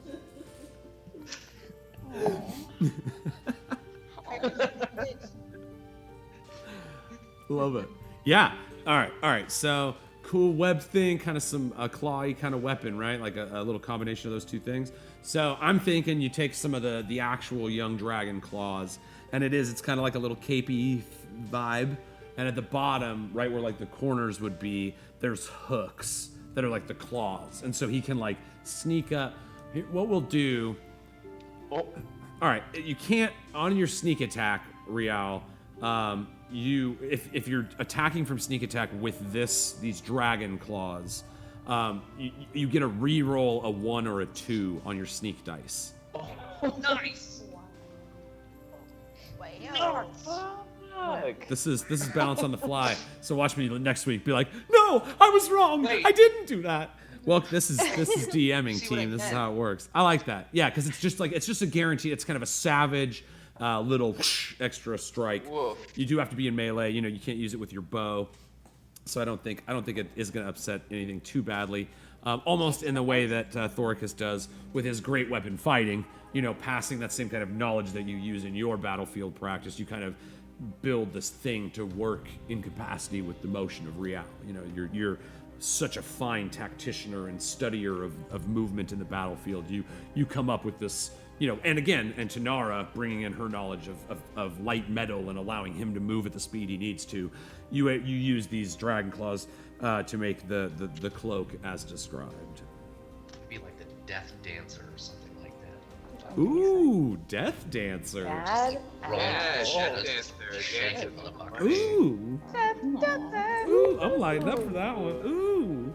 I'm gonna have you guys roll so we can credit. I come up I come up with funky ass shit like every single day. Every single day. I promise you, I'll be surprised when I see it. It's so great. All right. There's still yes. So all right. What about the other two? Let's see. What about Tina? What are you making for Tina? Okay, so for Tina, she's already got like pretty heavy. Do you have plate armor? Or Yeah, is it I have half heavy armor, plate armor. Okay. Well, maybe just to adorn, some dragon scale pauldrons, or on the breastplate, or on the stomach, to make it look like she's fucking rocking a 6-pack but on her armor, and then well, her shield's already dope as fuck, so I don't need to fucking. Yeah, and then, see, Tina's shield, just because it is dope. You see a bunch of like spider webs splattered across it, and then these like roses are like counterweaving through the spider webs and like blooming and dying, and just they kind of like always are moving. They're like slowly blooming on her shield, and then they die, and then rebloom, and it's like her shield is almost alive. Hell yeah, that's dope. Oh yeah. But yeah, so just basically like an armor upgrade, and then I know she doesn't in her picture wear a helmet, but I would like to try to fashion some sort of like a dragon bone helmet, with the teeth and the whatever fucking in. Oh yeah. Ooh, okay, Wow. yeah. Yeah. Slide down and like cover the eyes, and have the I teeth love like that. sticking down in front of her eyes, and just be like badass as shit. So the wormlings kind of would work perfect for that. It would almost be like when they would wear wolf skulls, and so it's like it's about that size. Like even the wormlings are pretty freaking big. And so yeah, you manage to skin the hide off the scales that are worth using. You notice the same thing Rial told you about the spots where you would think they're the hardest are actually the softest, and so those scales aren't really of much use to you. They pull off like popcorn or like corn kernels, and you just kind of peel and get to the meat underneath. And so yeah, so you're just like kind of working your way through. You pull the head of one of these younglings, and you start boiling the skull in a pot, with a little bit of wax, so that just like strips the bone away. And then you start you're gonna like set it and frame it in metal and kind of like work from there. She won't be wearing the animal's skull, but you're using the idea, the design for it. You see Tanara, instantly, again, you two speak without words when it comes to this work, as you kind of like dance around each other in this ballet of blacksmithing, and so she immediately we're starts. not really good at. Right, yeah. No, as soon as you start talking, it's like, so Shut up. an axe. Shut Oh no, I'm sorry. So yeah, she immediately starts kind of working on that as well. Tink, the forge continues burning on, and again, this little girl is still painting this whole time. Like it's it's like the rest of the day, and this girl, she's just like smearing and smashing. It just looks like she's layering colors on top of each other, but it looks like she's drawing towards some purpose. So, as Thoricus, as you and Tanara managed to forge these pieces in what would take weeks, this synergy between you and this just this immense ability of craftsmanship between the two of you. You're forging these items just one after the other. And so which brings us to Brunor's. Oh, and that will the pauldrons. Oh, I was gonna and say the maybe helmet. also like a dragon skin cape or something, just to hang off the back of her plate armor, because that's always nice badass. cape. Dope, yes. So you salt some dragon skin, you make a dope dragon skin cape When I get you a with python, the big just head. go around the neck. Oh yeah, little Britney Spears moment. Yeah. I love that. it is. I love it. Kate. So I'm gonna give you this one's a little different. I want to think on that one. Let's do Brunor, and by the time I'm done, I'll have it for Tina. What do you want to make for Brunor? Well, I was thinking a couple of things, like maybe just a circlet, because I don't think that she would necessarily wear a helmet, maybe, or something, but have it adorned with the teeth and again with the fins on the inside, so it kind of looks almost like a crown, but a green and like toothy crown of some sort, and then just adorn the ever-loving shit out of her giant shield, dragon skin and the bone outlining again with the teeth and claws and whatnot, and yeah. Dorcas Gucci Onyx heart. Yeah, right? Look, Eldesta's stealing all of my shit, y'all. I'm just saying. Swagged out. I'm just in the name of balancing on this. I'm just gonna. There'll be a straight on cross on all 3 of the armor pieces. You all just get resistance to poison damage. That's how that works. Okay. But yeah, That's fair. he'll present these. So the you finish forging all these many things. You and Tanar, working tirelessly, almost as if in fast forward. You've never, it's like any one of these things could take you a day or two, and you're managing to, through just the amazing ability and malleability of this magical scale, and both of your ingenuity and just the equipment that she has. She does have some like fine blacksmith tools, and her forge burns very hot, and so you manage to create all these items. And you're kind of like done with them all. So do you want to like go present them to the group, or do you want to hang? I did have one more thing, because I feel like Yes. Divot kind of got left out of that, because all I made him was just the cool duster. I mean, thing, that and duster everyone was else dope, kinda- but go on. Yeah, everyone else kind of got 2 things though, at least. So I was gonna say it might Gus not gets do very much or angry if do you don't give anything him 2 more, things. but I just wanted to like make his crossbow Just look. 2 things, Langley.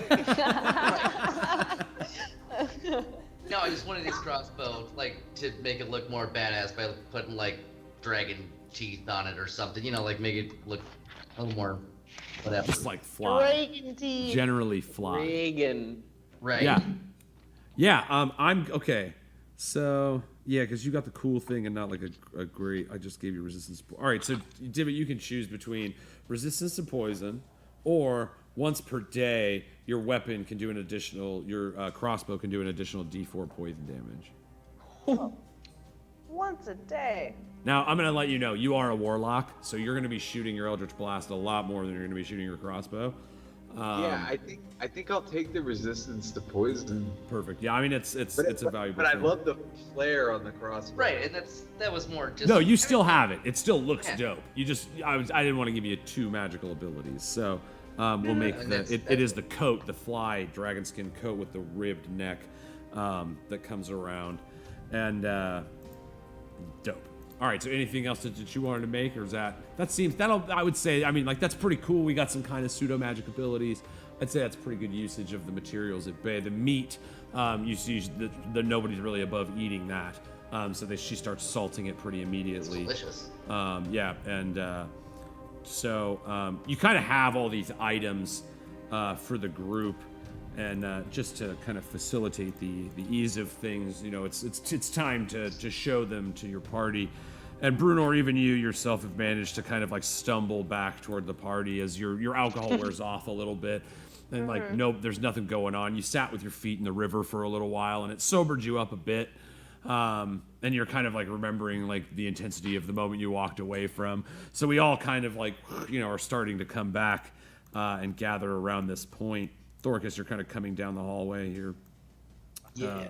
You see Tanara stays in the forge, kind of continuing her work on your contraption for your axe.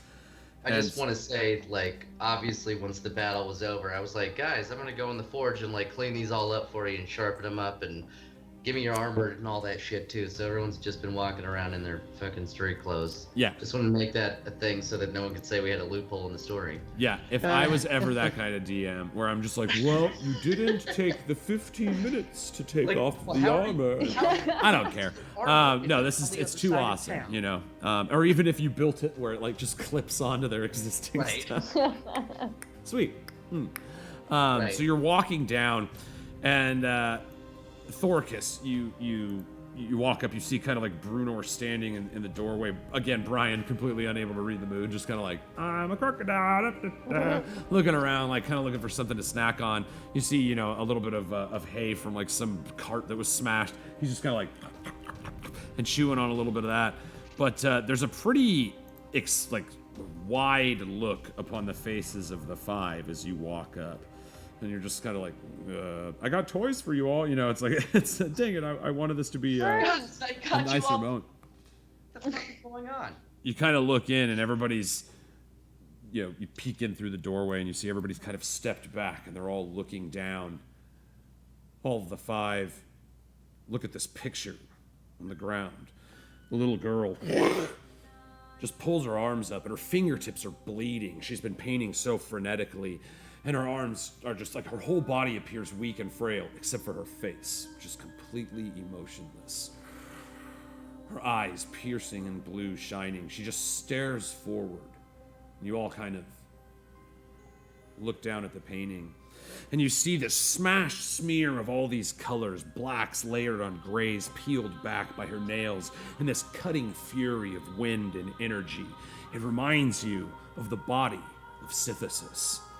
As you start scaling up in the image, you see the smashed, pressed green blob of energy, a searing bolt of eldritch energy shooting off in the background of the painting, out of place, something you've never quite seen before, where the head of Sithesis would be, a smashed gray blob with silver hair pulled down at its sides, and the piercing eyes of Rial Othravan. You see his face in terror looking forward as this giant dual-bladed axe is buried in his chest. You see as the painting continues, a smash of red paint and the shape of the red mohawk of Thoricus Onyxheart bearing his double-bladed axe into the darkness where the chest of Sithesis would be. The face on Rial cries out in death. You see Rial is wearing this dragon skin cloak. You see, standing behind him on a cliffside is Divot, shooting the green eldritch energy that stretches on in the background. Split dragon hide cloak hanging at his side, dangling back, holding a dragon skin crossbow in his hand. Another splash of energy, this bright golden light, the outline of the red and brown auburn hairs of Tina Smoothhands as she seemingly is floating in the sky in this glowing light of white. Completely opposite her in the picture, a smattering of black and purple energy that seems to feed its way up and tap into the feet of the image of Divot in the background. As you all look at the painting, it shifts for a moment, and you see the axe go deeper in to the chest of Sithesis, and the face of Rial Othravan twists in pain and agony. And that's where we're going to pick it up next week, guys. God damn it. Wait. Wow. Absolutely Ew. wow. Ew. How dare you? First of all, how dare you? Second of all, how dare you? Oh my gosh, hydration check. Mm. Ooh. Oh man. Man. That's just wow. If that was wrong, I don't want Here to we be right. go, y'all. Thank you guys so much, all of our friends. Thanks for doing all the things that help us get this thing out there. Subscribe on YouTube, ring the bell, follow on Twitch. Meet us here every Tuesday, Twitch, at 8 p.m. Pacific.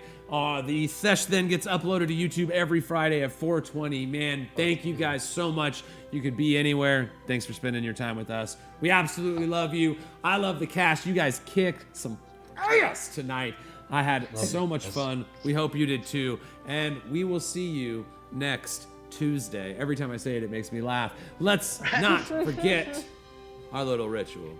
We like to close things off the same way we open them up. Don't forget to take that lighter, hold it up in the air, and go.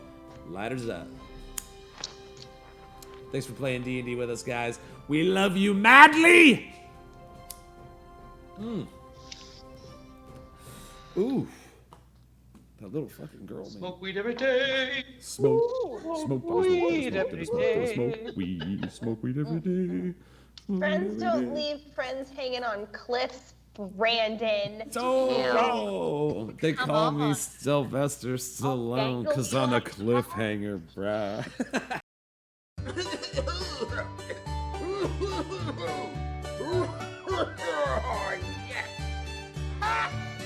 So what?